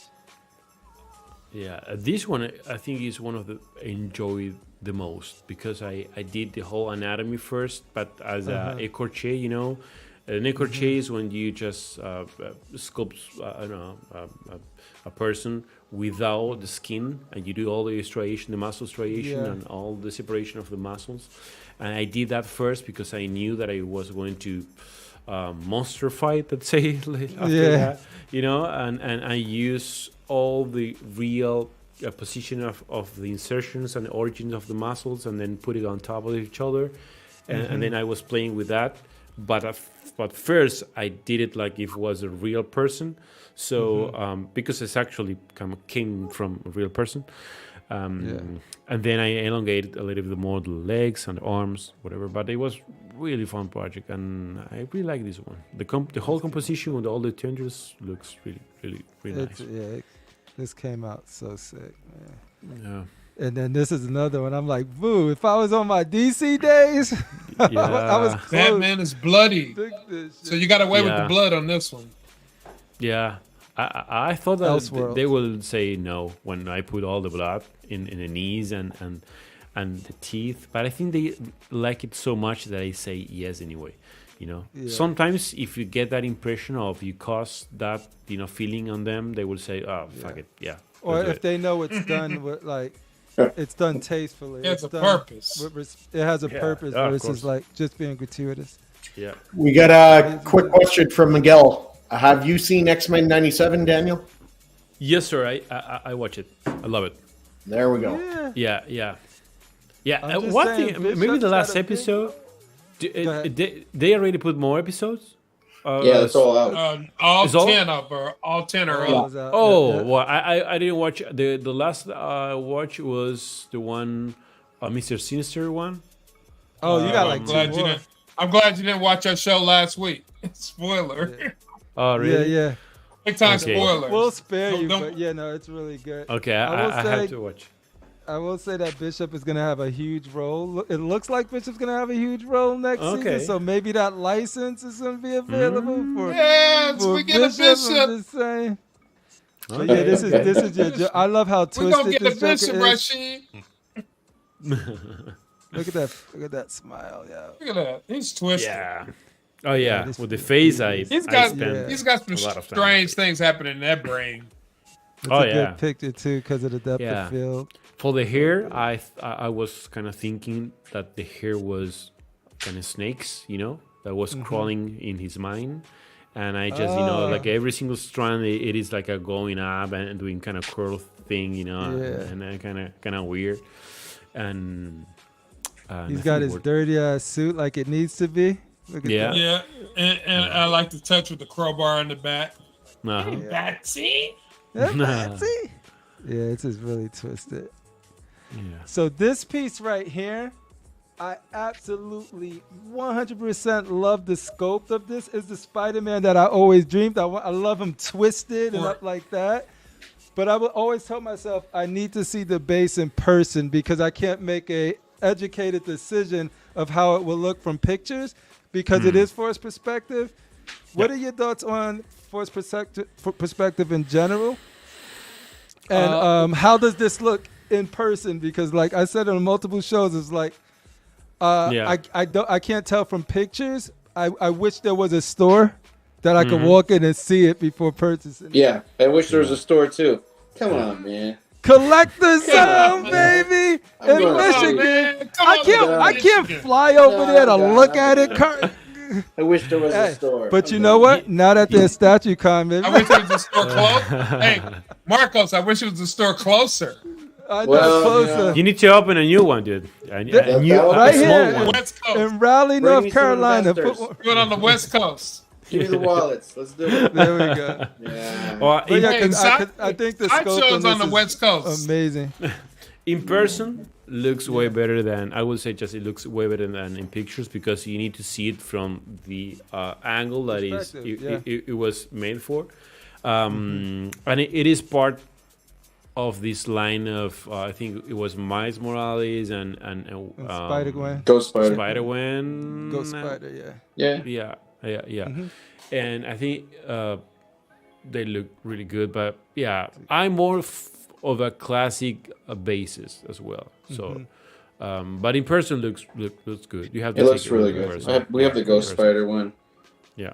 It's Yeah, because that like him It looks swinging and all of that stuff is just done so like got it like all of the joints how bendy. I love it. Almost McFarlane-esque. Yeah. This is your new noir. That was fun. That was fun. Spider too. Noir. Yeah, the This paint is- is awesome on this one. Look at that jacket, yo. Look, Yeah. it's sculpted. It's everything Everything, sculpted. bro. Yeah.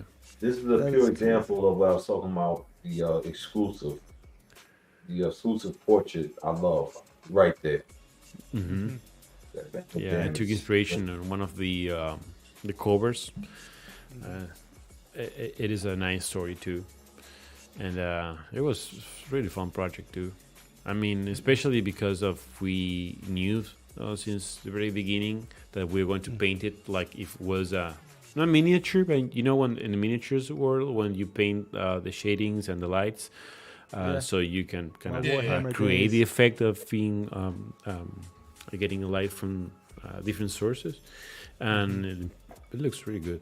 It's really good. You know, it looks like like a city that has that tint to it, that orange tint. It's like almost like a gaslight sort of situation. Yeah.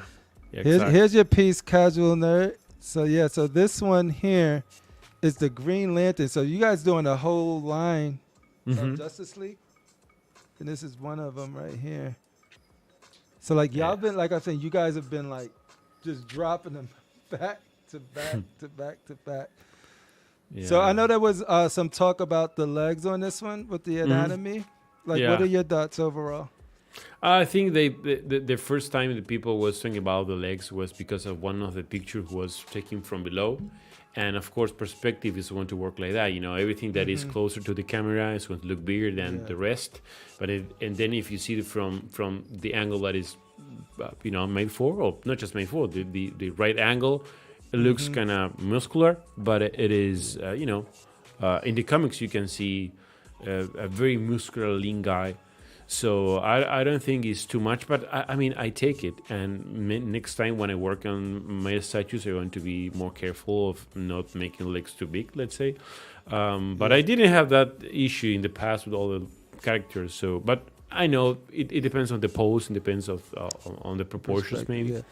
Because I remember when I picked the first drop, I was just like, yo, this shit is dope. What? I don't have to get the 1/3. It's going to scale. If it's a comic book, it looks just like every comic book they draw. Oh, yeah. Everybody's jacked up like that, so I don't know. It's not like Liefeld pockets or chest Yeah, well, that's different, right? Can't Magneto, draw jacked feet. up. You see Magneto? He's like, Oh yeah, Magneto is huge. Actually, when you see it in person, it is you're not going to pay attention on that. The thing is, sometimes when you just see a picture and when someone puts an idea in other minds, they want to see that instead of what they have to see. It. But I mean, it is part of the game, so yeah, it doesn't bother me. No, but it is. Really, then we get to the last one. We already talked about it, but dude, we can talk about it again. Killed this shit, dude. This is so beautiful. Like I remember, like in every show that I had the pleasure of being on and was able to speak on this piece, I was like, yo, if y'all a Batgirl fan or y'all a Batman fan, like what, like this is it. Like it don't get no better than that, dude. This looks. This has been CriPPleR. This has been the top 10 for Statue of the Year. It is definitely a contender, dude. Who did this one? Who did this one? My homie Daniel Bel. It's okay. Daniel Bel. Whatever. Hey, he's right there. The guy who is afraid of sharks. I wish I had a store. I wish I had a store. I wish I had a store that had it. Come on. If there was only one place that you can go to. It's beautiful. Yeah, it's no, gorgeous. dude. It's gorgeous. Does it light up? I swear it lights up, doesn't it? Yes. Yes, I remember. And there's my goodness. And yes, I've seen. You haven't. I think you haven't. Yeah, I don't think Sideshow already showed. And I've seen a couple videos of the light inside. And it's all of the awesome. blue stuff lights up. All of the blue stuff. Yeah, holy shit! And if you look carefully, it's got faces of Gordon and. You gotta look in there, man. The Dick Grayson. Yeah. Yep. Yeah, like all of these hands. Batman, Dick, and Gordon. That's ridiculous. Dude. Yeah, that's gorgeous. You know, I took inspiration on, and of course on the comics because he does that. But do you remember the Terminator 2? Yeah. Oh yes. He's melting. And he's going through everybody that he copied. Yeah. So I think. Yeah, a shapeshifter is what he does. They do. Yeah, when they die, maybe they do it like that. So he's dying, agonizing, and that's going on. Yeah, he's agonizing. Star Child said, "What up, CO? The Daniel Bel better do a Bishop." Bishop is the one, man. We've been hollering for that. We think it's. I think now that the animated series is, I think it's close because now there's a way to modernize them. They have some more, inspiration to go. I think it's a matter of time. I think we're gonna get them. Yeah, we got a Nightcrawler. So how long that took. Yeah. We are working on a lot of course, I can't say it, but we're working on a lot of projects that we didn't do before, or maybe since a lot, and a lot of new characters. And they take time, of course. The ones I'm doing right now, you're going to see in 2025, 2026. But they add many characters that they are the first time that we do these characters. And that's because we hear the community and we say, hey, but sometimes we have meetings like, hey guys, people is talking about they want this. Why we don't just give them this? And it is okay, let's do it. Yeah. And nowadays since a year, a little bit, something like that, we have that mentality. Not because in the past we didn't have it. It is because we did some changes in the way we're working right now, and it's working better, I think. Of course, we are going to see the results in not now, but it's everything. It is with a larger scale and. Yeah. Well, the results are in the sales, right? The results are in the sales, of course. If we do something that we think is going to be wonderful, then we don't sell it really well. Well, at the end of the day, we're a company that needs money to be alive. I'm telling you, Daniel, that the pieces are selling. The Batgirl, I had to reorder 3 times, and then she told me no more. For Sideshow to say no more. No mas. No more for you. I go, you sure? That's it. Okay. You go away. No more for you. Red Hulk exclusive. The Red Hulk. Yeah. I can't get. Well, I've seen a lot of. This is really not weird. It's to me it's so hard to read the reaction of the people, because I remember when Silver Surfer came out, it was a piece that everyone, I will not say hated, but everyone said a lot of bad things about it. And and I feel really bad because I thought it was going to be a really nice piece. And then I think at the end of the first week, it was sold out, you know, and it is, I can understand. Then it happened the same with Hulk. Hulk said, I don't know, the pose, I don't know, it's so weird, the head, whatever. And the red one is sold out. I think the one like with the Lou Ferrigno, no, the gray one, I think the gray one is almost sold out too. And I don't know if the older one, with the Lou Ferrigno. I think they only came out with, you talking about the new Hulk you made? The one that, the new Hulk. They only came out with the green one and the red one right now. Okay, those two? That's it for now. Okay. That's it. But I heard they're selling really well. So it is, I don't know, you know, sometimes people are very opinionated, have a lot of opinions, and that's fine, because nowadays we talk about everything, you know, we are specialists. Jim, I'm going to be the one honest here, because I don't, because it's honest, and I know what happened with that Dan. When you came out with that Silver Surfer, yes, everybody ripped you apart for it, and that pissed me off. That pissed me off, and I went after anybody who said that. Because but the reason they did it also too is because there was a lot of custom guys coming out with surfers, and they tried. Okay, that's it. I'm gonna leave it like that. That was long in the past. Now it's sold out. Actually, we see the entire market. And when we see people that is buying that stuff that it is, we're not going to copy, you know, that stuff that is already in the market, because it's still the market. That is part of the market, you know. And so we came with a different thing, you know, not cheaper, but you know, something that you can buy it and you can have it, you can display it. And you don't need to buy a new house to display that piece, you know, because it's not going to fit in your house. So it's a lot of things we think, and sometimes we are going to, you know, hit or miss. It depends. Well, I had another question. Sure. Go ahead. The Weapon X. Any idea of when that might come out? You guys keeping that on wraps?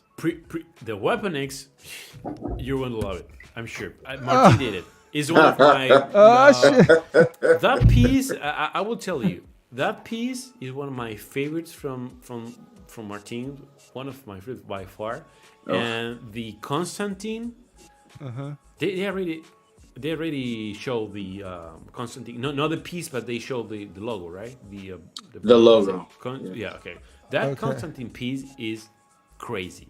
Martin took almost 9 months to finish it. It's the piece that I think he took the most time. Is crazy. It's one of the most well-crafted pieces I've ever seen at Sideshow. To me, I'm really excited about that. The Weapon X is beautiful. It's a beautiful piece. It's nothing similar to anything you already seen in the market in any kind of market. Shit. I know people. I'm gonna break out the credit card. I know Rashid's been on multiple shows. Like, why they show it? Where's the Weapon X? Yeah, why do they take? Because the funny thing is, I can answer that. Maybe you're not patient. Let the man talk. I can answer why sometimes when we show something, then it takes more time, because it is you're going to see it. You know, when you see it, you understand. It's a complicated piece to solve a couple of things that we said it's solved. Then another guy came and said, but this could be better, you know, if we make this adjustment, it's going to look even better. I said, okay, wait, let's do this, you know. So it's not because of the sake we're just trying to make people angry, you know. It is because when we show it, we need to be really sure that this is the thing we want to show. Yeah, because I was like, these guys showed us these pieces. Because I think a lot of stuff was shown. What movies in December, right? A lot of stuff. So I said to on many shows, what's taking Sideshow so damn long? You know what I'm saying? Because I know. You know, like I was impressed. I love the Deathstroke, so I ordered the Deathstroke. But I just was like, you know, I'm trying to hold my money, so I want to see the piece before I do. You know, I pick something over here. I go here and stuff. You know, that's all I'm saying. A fiend, man. He's a fiend. No, but that goes back to because they showed the Weapon X. Marco, there is no patience in this hobby. That's unfortunately true. I think they showed the Weapon X before they showed the Hulk, and you can already buy the Hulk. Daniel, we're not patient. We are not patient. When you tease us, we're a fickle bunch. You show us you show us the back of the head. We want to see it now. Yeah. We want our statue. We doing that like take my money. Yeah, that's how it is. I know. Nothing personal. It's just No. We all at Sideshow we all want to show it because it's like as soon as I finish a piece, a statue, and then we know that take my money. 1 year is going to pass since the moment that we finished. We want to show it. I mean, I want to show all the pieces I already did, and you haven't seen it yet, And then I don't want a tease and then wait for months to see it. No. I just if I tease you now, I just I don't know, 4 days after, I just want to show the entire statue. That this is kind of the way we're working right now, Yeah, no, actually, that's what I was about to say. Like usually, like.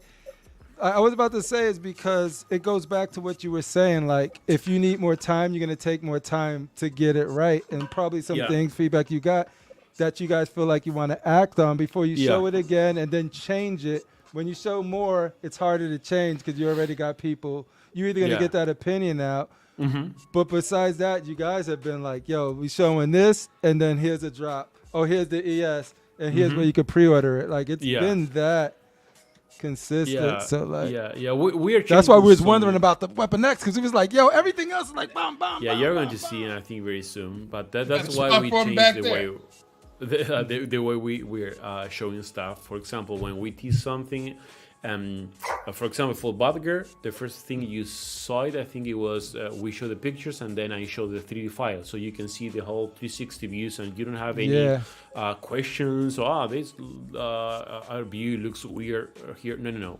You can see the whole piece, and this piece is going to look almost 99% similar to the final product because as I told you before, nowadays we can get almost the same tiny details or whatever, and the paint elevates even more the statue. So just a little bit of patience, just a little bit. Well, maybe while you're doing other projects, you can show Sideshow that bishop that we've been looking for. And they know that. And they know. Tell them that us X-Men collectors been asking for a bishop for a long time. I even went to another company and asked for a bishop. Yeah. What's crazy about that, Rashid, is that there's times when people ask for something and you probably don't want to do it because it's a niche or it's a bishop. I feel like is the opposite. I feel like the bishop is the one that, if they make it, they will come. Like I know I'm getting me a bishop if they nail it. I know you're getting a bishop if they nail it. Critical getting, like it's like so many people that I know is like, and even though we're small in our bubble, that doesn't know if it's gonna sell or whatever like that. But there is a lot of energy at least to where it's like, Daniel, when you do the bishop, make sure that M is really etched in his face. Okay. That's all. I'm just throwing it out there. Yeah. Rashid always trying to manipulate the production of stuff. Make it raised up. He got two Blade statues this way. There you go. Talking the PCS. Jeez. Yeah. So Daniel, is there anything you want to leave the fine COC Nation with before you head out, or you can hang out? I just don't. It's anything you want to say? I just had a great time with you guys. Thank you so much for having me here, for the opportunity to to have Marcos, of course, here. I'm sure you're going to have a lot of fun in the STATUECON, and I can't wait. It's really close, it's a month, a month and a half, something like that. I know. Yeah, it's really close, and it's going to be awesome. Then after that, I'm going to fly to Sideshow. We're going to have our SideshowCon as well. We're going to be there with Martin. Martin, Jorge, I think he's going to be there. Ian. The dates around? I mean, a lot of people there. I think it's a week before or after. After okay, so it's the week right after STATUECON. Okay, that's what it was. No, I talked to Sideshow about it. Yes, okay, STATUECON, then San Diego Comic-Con. No, we timed it right. Yeah, perfectly right. It's going to be really fun. And again, thank you so much for being so kind with me, and the questions were awesome. Had a great time. I hope I answered all your questions, and honestly, I always very receptive, and send me your critics, send me your feedback of all the statues you see. It's really helpful for me to keep growing as an artist, as a person. You know, I'm very passionate about this thing I do, and I just want to bring more statues, cool statues for you guys. That's the real thing. It is so Thank good you to for hear your you say time. that too. Yeah, Because thank I you for think- coming on. My pleasure, guys. My pleasure. My Dude. pleasure. All right, guys, that was Daniel Bel. Give a round of applause for Daniel Bel. Oh, that wasn't the applause button. we ain't trying to shoot Daniel Bel. Give it up. He's been freaking awesome. Yep. Dude, like I said, it was an honor for me to actually get to conversate with you. It's going to be an honor to do that in person at STATUECON. And this how real this dude is. We was backstage, and he was like pretty much just, we can ask him pretty much whatever, you know. That's of course there's things, but he's just sort of like so down to earth, and he just wanted to hang out with us. Who are we? So we do appreciate that. He's coming from real far away, man, just to hang out with us. Just to hang out with us. We're very honored. Yeah. All right. Oceans Thank you, in Daniel Bel, and we look you, forward to chatting with you next time. Okay. Thank you, guys. ya. Have a great time. Ciao. Bye bye. Good night. Bye. Crip, you How scared me awesome with the gunshot. Sounded like Nebraska. You almost shot Daniel Bel. Come on, Crip. Dude. I know. You never know. He's One from is Argentina, the isn't cheer he? button, and the other Hey, one yo, is the CriPPleR. Atticus is He throwing listen- up he guns listen in the to- chat. He listens to hip hop. Keep them guns busted, man. Okay.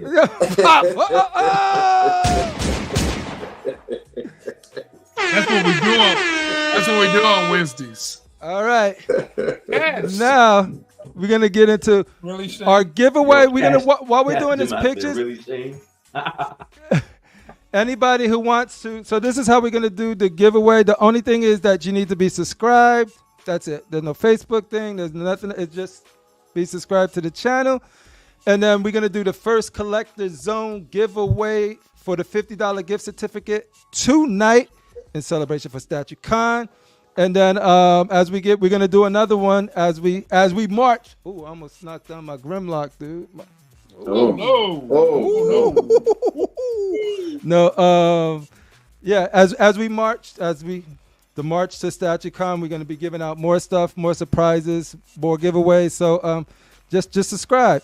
And the only thing you need to do is be a subscriber and put hashtag STATUECON 2024 in the chat. And then I'll start getting those while we look for pictures as we go through these pictures. And then we'll do it at the end of pictures. Simple as that. But before we even do pictures, Marco, is there anything else we want to let the people know about? We already know Daniel Bel is going to be there. We already know Martin Canali is going to be up in there.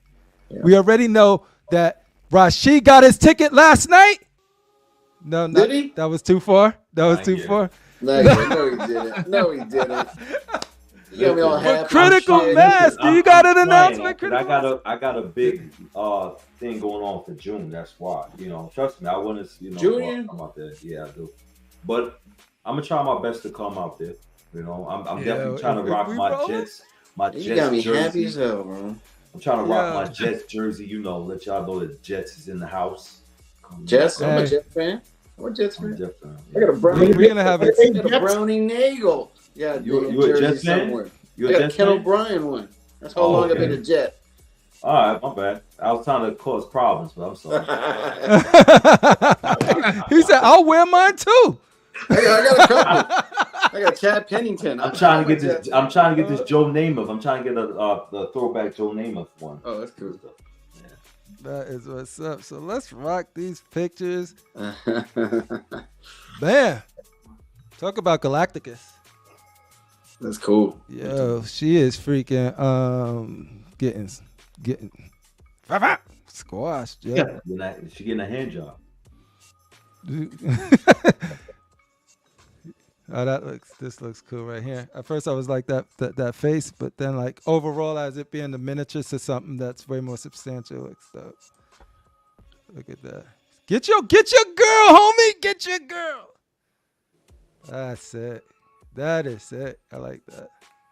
Yo, what the hell did he do to Iron Man? Is that an Iron Man chair? Did he turn Iron Man into a chair? I think he did. What the? Yo, he violated. He violated. Oh, man. He said, "Have a seat, Reed Chris. Richards." Chris, he didn't violate. He violated. That's just wrong. He violated. He violated that dude. Yeah. The Iron Throne has a new meaning, Atticus. Has a new Look meaning. at the feet. Look at the feet. That's disrespectful, bro. That is straight disrespectful, dude. Look at that shit. Okay. So that looks really nice right there. Thing is getting blue. How big is this thing? Oh, I like that. By looking at them while he handles them. That's a big piece. That is a huge piece. Yeah, and of course, we got. I'm gonna butcher her name, and they're gonna get mad at me. How do you say it, Shane? Titanen. Yo, we got Titanen on the paint. We got Titanens on the paints, ladies and gentlemen. Titanen on the paints. Hi, Tinderman. Hi, Titanen. I think everyone's in Thailand soon. Hi, Titanen. I see Yo, J&D. Shout out to Daniel over at J&D. Yo, Prime 1, they put theirs out, and then J&D said, woo. But see, I am not mad, because as y'all, many don't know, I am working on a home theater revamp. I'm looking for some, like, this is the opposite of statues. I'm looking for some more movie pieces. So if they nailed this, but that's the thing. I think Prime will always have, because this is gonna be 1/3 where the primes are 1/4. So I for the theater I'm gonna need a 1/3. But this is all we got. I think. I don't think we got anything. Yeah, especially that big ass room you got. You gotta have 1/3. I know, right? Yo, This blade will look. This JC, blade will look excellent in that room. Mm-hmm. Museum post blade. This I haven't seen. This is crazy. I like how this thing is going. Boop boop boop boop boop boop boop. What do you guys think about this dark seed? I didn't get any of you guys' opinions on this one yet. So with this dark side statue, all the parademons and the portal in the back go away, and it's just dark side on that circular base. If you want it that way. What do you think about the portal and the? I think it looks amazing. I think it looks really cool. I'm a huge dark side fan. He's been my favorite DC villain for probably the last. Of course you are. Mm-hmm. And I knew him back when I loved him when people didn't even know who the fuck he was. Yeah, but yeah. I think this statue looks fantastic. Yeah, I'm digging the concept. Like it looks very busy, but if you don't like it, you could get rid of it and just have dark. Yeah. To me, the fact that they were able to get away with having the portal like that, I think it looks sick. This is going to be huge. Like if they go by Kirby's dark side, he's 7.5 feet tall, and this is 1/3 scale, and he's standing straight up. It's going to be big. Yeah. And you had the base, and you had the parademons in the back. Yeah, I'm not mad. I wonder what It's Me Evan is going to do. Oh yeah.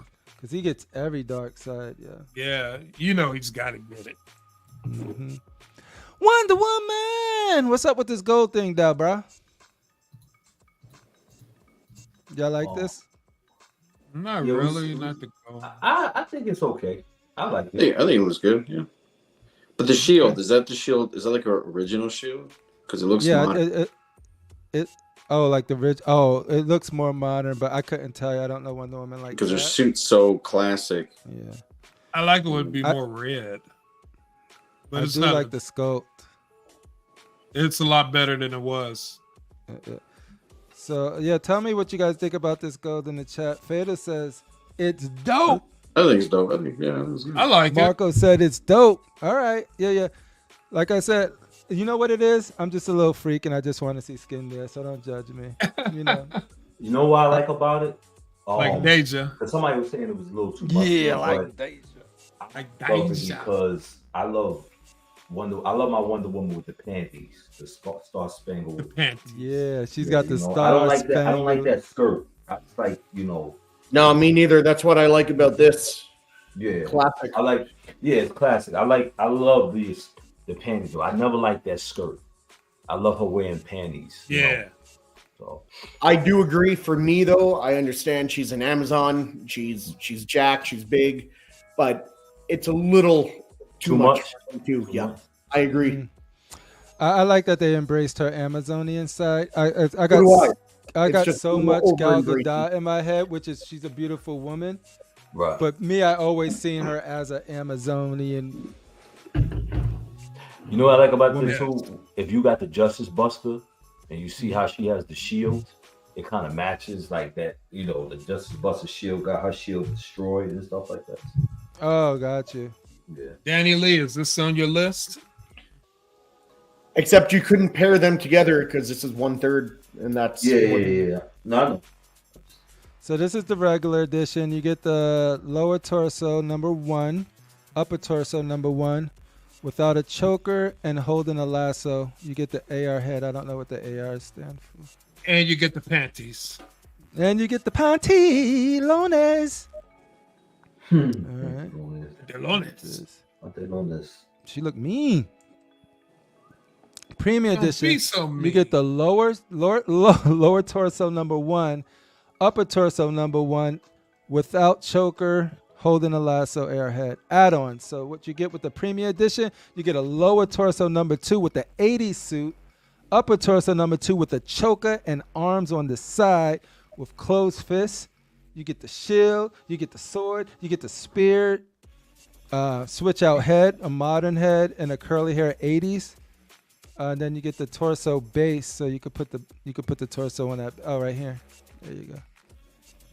Would you guys say it's too late for him to tone down the muscles?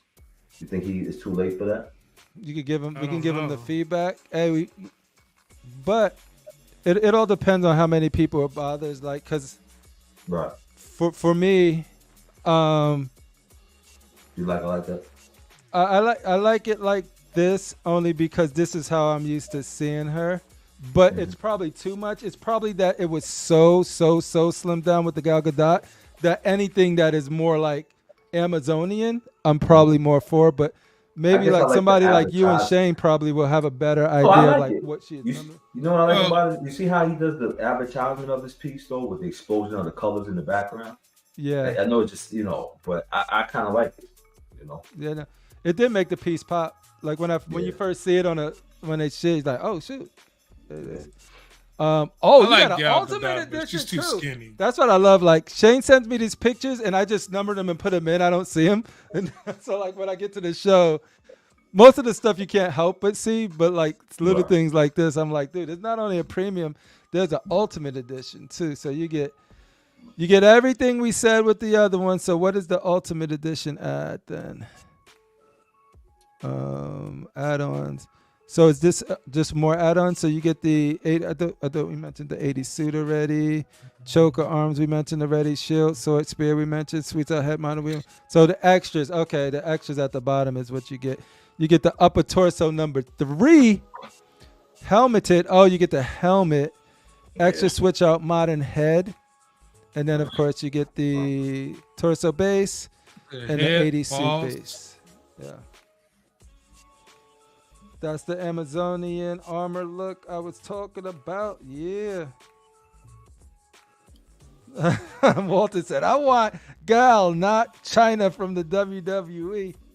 That fool don't know no one. Gal Gadot was too skinny. Mm-hmm. She's smoking hot, but she was too small to be way too small. Y'all see that? You see the Martian Manhunter? You see the Martian Manhunter? Yep. I think that's going to be one of the best. I think that's going to be one of the best out of the line. Yeah, like this concept already. He just got to execute on it well, and I think they nailed the concept. I know it's because he's on a base, and I know because there's smoke on the base. That's why he's so tall. But when I first look at it, he looks out of scale because he's just so much taller than everyone else overall. They're almost all the same height, give or take, and he just towers over them. That it almost looks out of scale. How do you guys like your statues? Make one of them look like that because it draws your eye, and to me, not in a good way.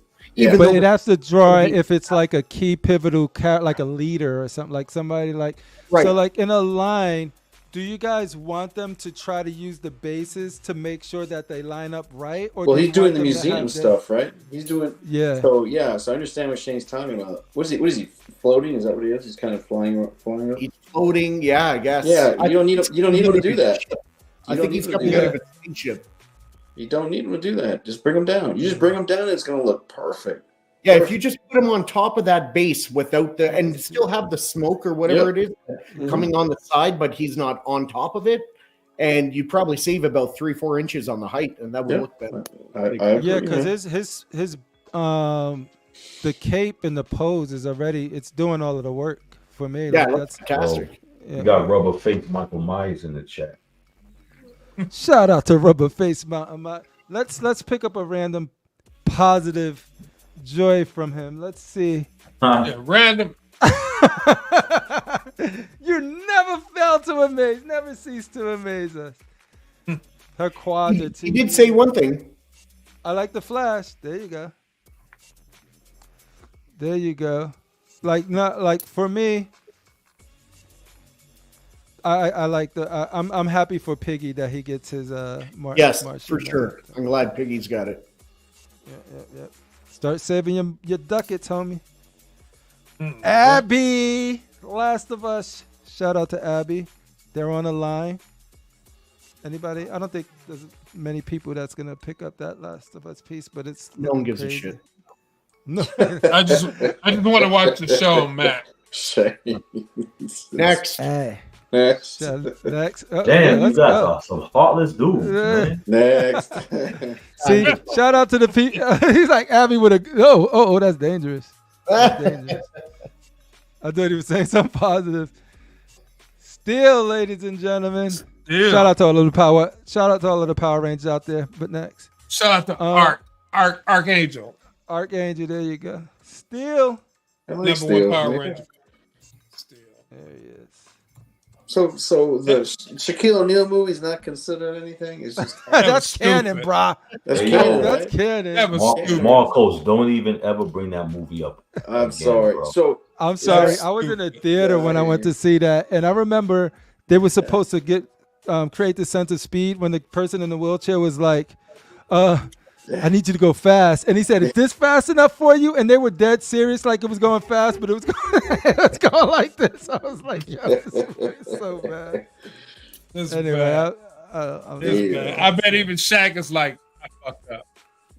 So, guys, we got an ES on this bad boy. I think we got a price on this. Yo, bad I boy. like the Superman. It came out dope, right? You got a second I- This portrait? portrait? I don't have a Superman in my collection. Yo, I I like was real it. hyped up the Prime one, and I still love it. But going back and seeing this one now, too, I'm like, look at this shit. To me, I know. To me, the Kuchera cape. brothers, I love that cape. You know, I mean, That cape. Yeah, I like this. I like the Superman. I like this too. All It right. might be coming to the cave. It might be coming to the torture room.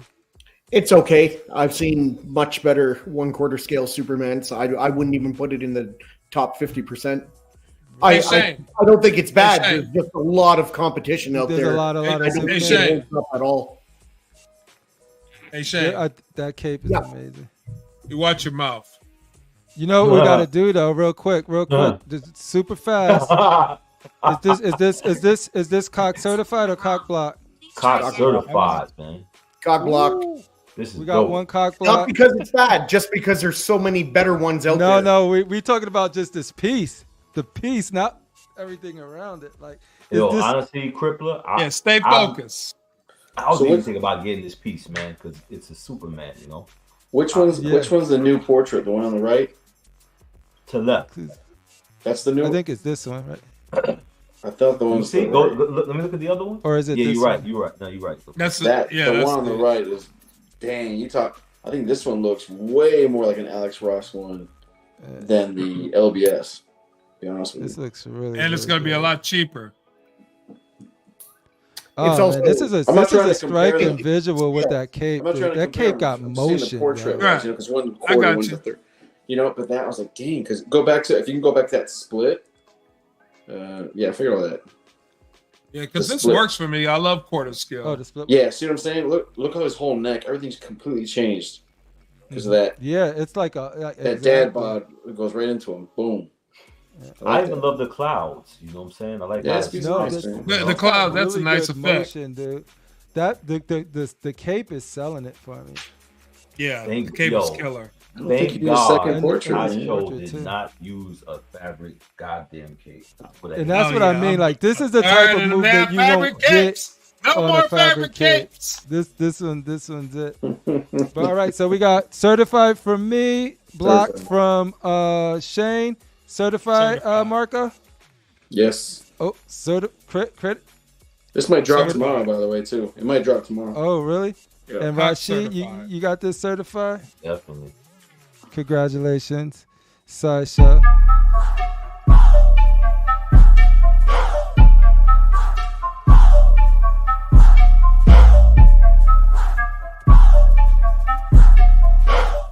All right, Superman is cock certified. Let's keep it moving. All right, now that this looks really nice. Shane, are you having second thoughts? You trying to go to the Bay? You trying to go to the Michael Bay? Bay, side? Yeah, and I'm gonna sell all my collection and just go to J&D after that too. Dude, I like it. You got a Buy Hot vision. Toys. You got a solid does. vision, which I appreciate. He has focus, and that's very important in this hobby to have focus. This does look really nice, though. I do think it looks nice. I'm just glad Yeah, it looks I get good. to save a lot of money because I like Transformers, but I don't have the need. I'm to not a have it fan in of my the collection. Look at hair. the fur. I didn't know it had a. Oh, that's interesting. All furred out. Gave it hair. Wow. Shout out Very tonight. bastard. Shout out to Miguelito. I guess I got to watch the movie before I even care. So Then you'll start to So care. somebody painted theirs. Go darker. Yeah, that's No. the repaint looks good. is it brighter? I think it's brighter, right? It's Yeah. brighter. I still like the original paint, but he had a vision and he stuck to it. I like the paint on the skulls. I do like the It back gets of the better chair. than the original. The original was kind of dark. Yeah, the skull. The Yeah, skulls I is just what don't. stand out to me. I like the gold, the goldy, the yellowy, goldy orange thing is just not. Yeah. I still remember when this first came out, and George from my Rad Titan got it, and he sat his baby on the throne. Really. Shout out Yeah. to the Rat Titan boys. His baby fit on that throne first. That's crazy. his That- little boy. I like that picture. Let's see. Shane, excitement all over Canada right now. Fuck yeah! One of We the got greatest movie franchises ever made. And dude, we hoping that so when we get to StatueCon, we're gonna try to get as many people to watch all three yeah. movies of Pitch Perfect. I haven't watched Especially- one. y'all didn't know about that event, did they? Did they? Yo, what is this bullshit about? Andy's gonna lock the door. Itinerary, bro. I Marcos don't is know. gonna lock the door. You can't come. You can't leave. I did not put that on there. No, This is my- a happy Hey, this party. is part. Hey, CriPPleR, this is part of the red room, the red wedding. yo, Gee, Oh, this- don't you this is worry part about my of the- girl, sir. Just go back on your grinder, put your mic on mute, and don't worry about it. hey, ask your daughter because my Business as daughters usual. are all about this show. She probably knows about it. Well, yeah, it's their thing. It's their thing. This is not our Jesse is thing. voting for exile. If we Exactly. weren't running behind right now, we would exile.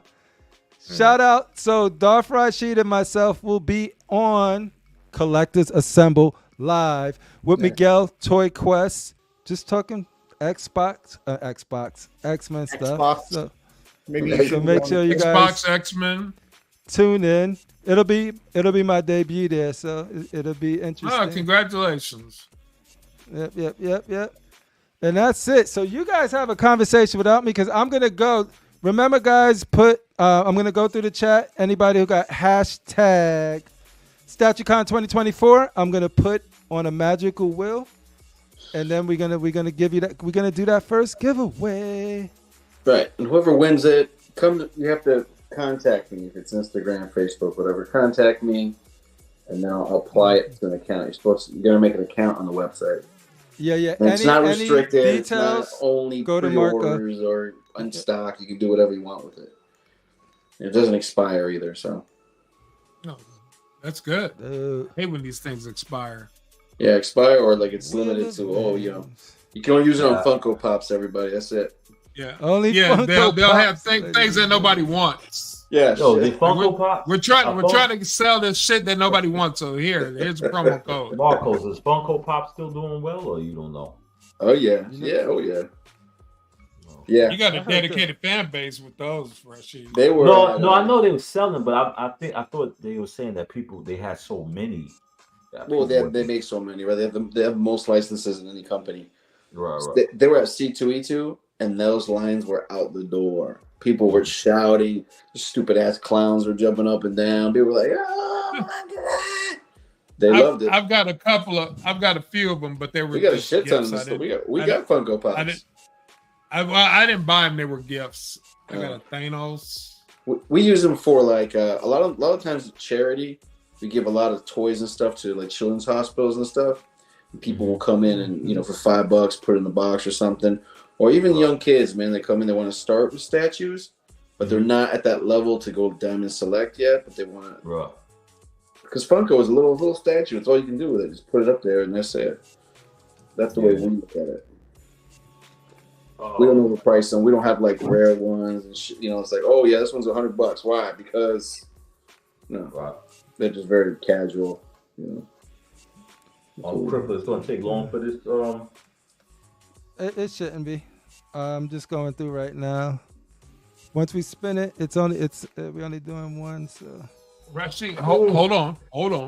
Wait, while you're doing that, Crip, I'll put something up here. There you go. This week for the Thanos snap, we'll start with Rashid.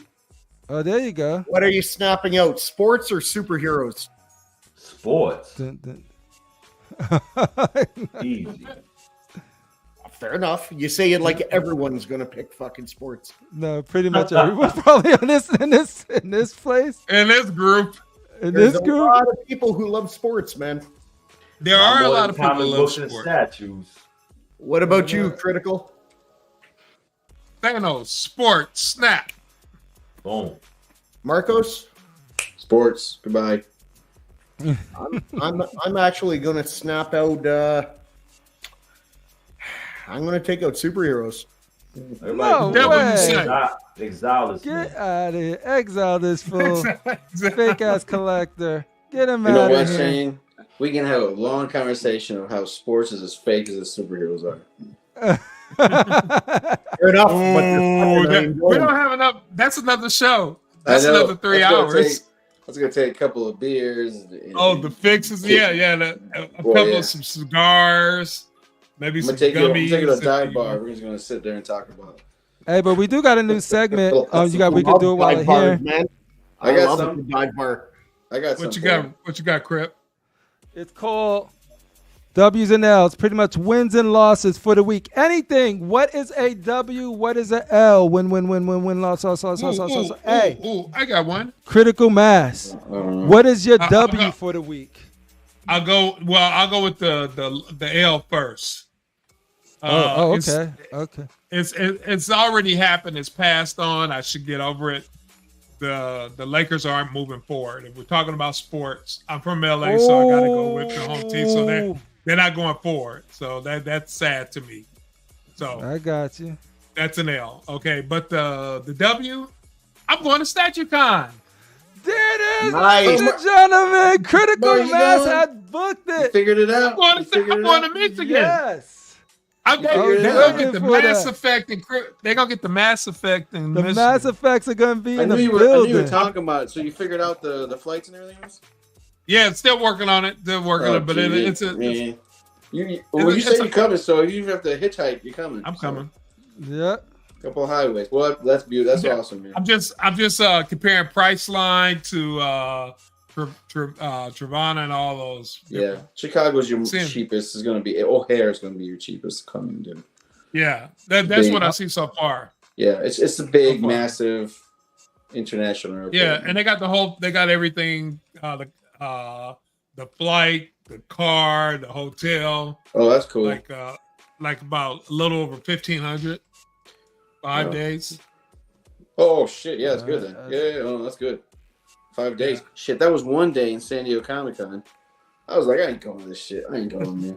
No way. They can have it. Probably because it's kind of an off season, because at that time 4th of July is over. Also, Marcos, you know, because I used to go in there on June to spend Father's Day with my daughter.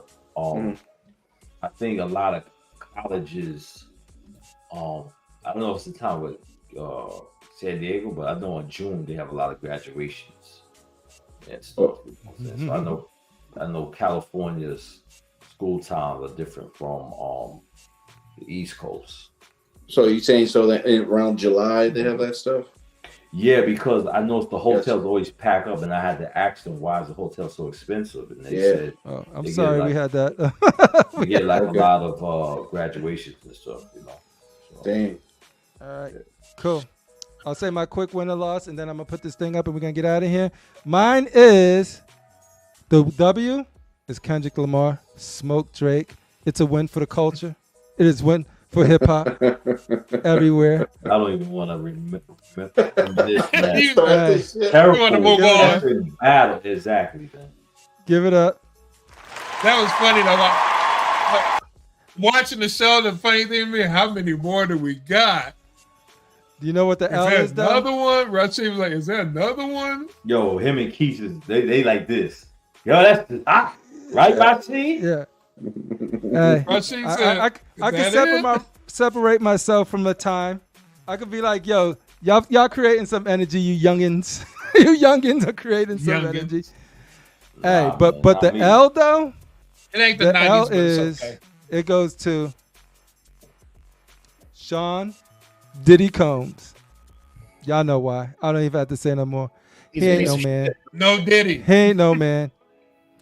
No. Dude. He's a little bitch. He's got anger management issues. She wasn't yelling at him. She was on the floor. It wasn't self-defense. It wasn't self-defense. It was none of that. That ain't no man. Wait, y'all heard about what he did to that coach at UCLA because they wouldn't let his son play? And he went in the coach office and manhandled the coach at UCLA. Yeah. He got anger management. He's law enforcement, right? You're law enforcement, right? Isn't it? Yeah. Well, I was. Yeah. Oh, okay. Well, I was too. Why is that shit coming out now? 2016. Because the feds raided their house. They got a whole bunch of stuff. And they said the statute of limitations. The hotel knows that shit. The hotel knows that shit. Everybody knew that shit happened. He paid the hotel $50,000 to keep that away. Yeah. Ridiculous, man. They're as full as he is, man. You don't do that. Oh yeah, no. That hotel's not around no more. But best believe if it was, they should still find that. Like they took $50,000 to hide the tape. The panel can't win. The panel can't win this. Well, I'm sorry. Real quick, let's go. We got it. We got the giveaway. Thank you, Collectorzown. Thank you, Marco, for putting this together. If your name aren't up here, if you guys don't see it, can't win this shit. Thank you, Max. Thank you. So we got Fatal, CMP, Timber, Jesse H, Mitchell Lawrence, Atticus, Late Night Trip, Kenshin, Comic Galaxy, Robert, Eric, Robert Anderson. Let's put that T and put some respect on his name. Danny, no panel was legible for this. Master's not. If you guys don't see your name on here, let me know now, and I will add it. Better. Yes. Fade always trying to get free shit at a party, man. Put your name up. There we go. Put your name up, who else was there? Nice guy. Yeah, I probably didn't go far enough up. So like, if you guys don't see your name, you can't win if you don't play. Nice guy. That's why I wanted to pull it up. There you go. Boom. There we go. Speak up. Eric, Danny Lee. Yeah, you got him. Robert. Yeah, you got him. Yeah. All right, you got my boy Theodore. Let's get Theodore in here. Right, the wheel's getting bigger. Master something. That's what I'm talking about. Nice guy's not on it. I got you, nice guy. You're on here right now. Boop, boop. Right here. Yeah, but Walton Chunky. Let's get that Walton up there. Walton can't win, man. Walt can't win. Hey, yo, man. We're gonna spit it the second time. Nigga for rubber face, man. Walt, Hey. I understand. Yo, why you Walton guys is go one of after our him, man. biggest supporters, dude. He's Walton's always a big rocking troll, with man. us. He's I a troll. know, I want but he's to have still a a drink rub- with him, man. he's still a I want a rubber couple of face. things. Foot rubber face. He's still a rubber face Michael We Myers. got CMP. Rubber All face. right. Anybody else don't see their name up here? I'm Speak gonna read it up. through. Fatal, CMP, Timber, Jesse H, Mitchell Lawrence, Atticus, Late Night Trip, Figure Hey, Con yo, Pop Pop, Fatal, where's Ken, my $20 sideshow card, man? Comic You on- College, and you Yeah, on where's our- that, you man? on Where's Robert our Anderson. contest, man. Where's Danny the- Wait, Lee, man. Eric, We I'm wait. asking you, Where's Mara. that, Fatal? My card. Rashid ain't boy taking Master that. Safa, Nice Guy Theodore, and Rashid, Walton. A lot of he- nerve. He's he on- losing his he's patience. on my It is goddamn- for a $50 gift contest. certificate at Say that Collectorzown shit, X-Men. Do Rashid. you want in? Do you want in? Speak your truth, Rashid. Remember, you got to Let's contact get me if you win, Edwin. guys. Edwin D up in there. Actually, you're gonna contact you, Crip. Yeah, contact me and I'll get your information and forward it over to Marco.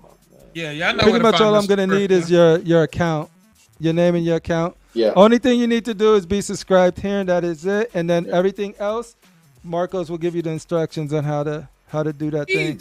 Easy. Toy Quest, did you? I don't Toy Quest. All right, let's get Toy Quest in here. Get Toy Quest in there. Get him in there. Shout out to Miguel. Get Miguel's ass in there. Let's go. There we go. Anybody else? That's it. 5, 4, 3, 2. Wait, Eric? Do I got Eric? I think I got Eric on here, right? No. Yeah, I got Eric. All right, we doing this. Spin that wheel, damn it. Spin that bitch. Bitch, Spin it. Let's go. What's up, X? No. We got CMP or Fatal CMP. Fatal the Collector.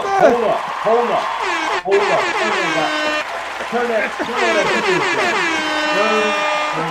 Turn the cheers down. Turn the cheers down. Fatal. You won on the show. If you want that card, I better get my Sideshow gift card. There you go. Stipulation. He's not even watching. He's holding it hostage. He's watching game 2 or something. There's a rumor that Fatal's gonna donate it back. No, I'm just kidding. Nah. All right, He already congratulations, Fatal.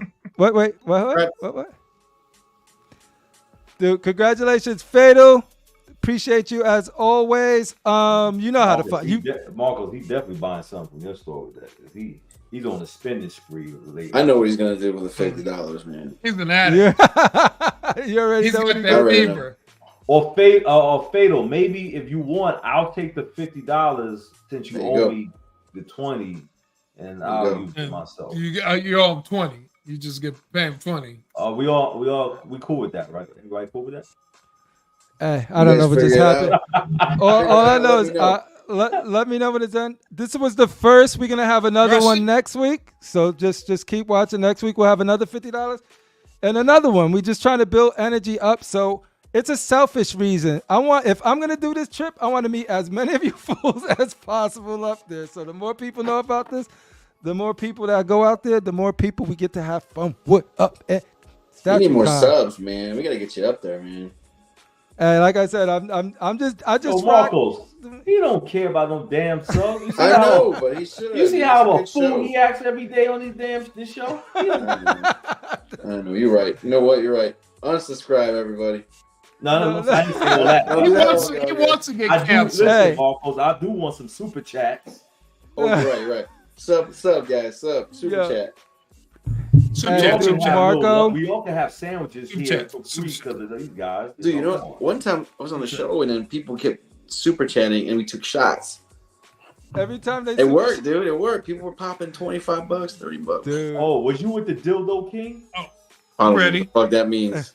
I don't know what that means. Bro. I don't know. What that means. No. It's a YouTuber that we call the dildo. It's a metaphor for a guy with dildo. No Diddy. Shout out to homie Tochi. No man has ever told me that. He never I'm done sorry. anything bad to me. No, Marcos, it's a YouTuber. Come on, you know how I get. Marcos. Now you see what Rashid's doing on his phone every fucking show. Dealing with the dildo kings. Dildo kings. You know, I respect all. Dildo kings are us. I respect all right. theologies and Good. I gotta thank my panel. I gotta thank Shane for always grabbing the pictures and just always being so supportive. Rashid for always making me laugh through. Like I'm saying, like there's people that you know the energy is right. That's my boy Rashid. Critical Mass always like, what do you need? You're right. Reaching out to me whenever he feels like, hey, I just wanted to check up on you. ODB. AKA ODB. Thank you guys. Everybody who joined us today, thank you. Appreciate it.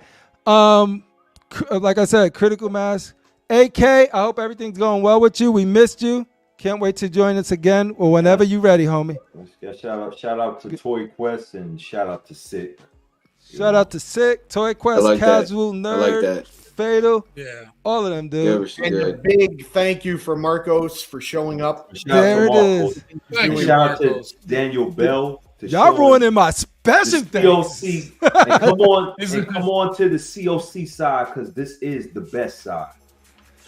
Dude. Thank you, Marcos, Hey, for ruining your reputation by coming and hanging out with us. No, I don't give that. No, but Marcos, you've upped it. You've upped it. Yeah. No, for real. You guys are great, man. You upped it. I think you know, tell me that Dr. Dildo shit all the time. That's weird. We had a perfect show. Everything was chill, man. This breaks. When we explain to you backstage, you'll understand, bro. All right. Hey, but no, Marcos. Marcos is just like, yo, we got some gift cards to give it to your people. Shout out to and I'm Chris like, who am I to deny the people getting some gift cards? And also for putting together STATUECON. Like a lot of us see each other here. Because of this, we're gonna be able to see each other physically. Round of applause. All right, that's enough. But also Daniel Bel, dude. And of course, a homie Fatal.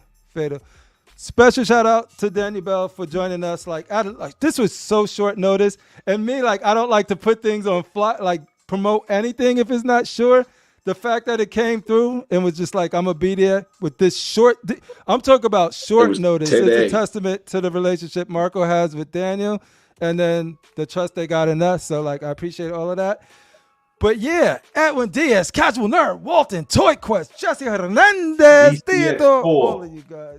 DCX for life.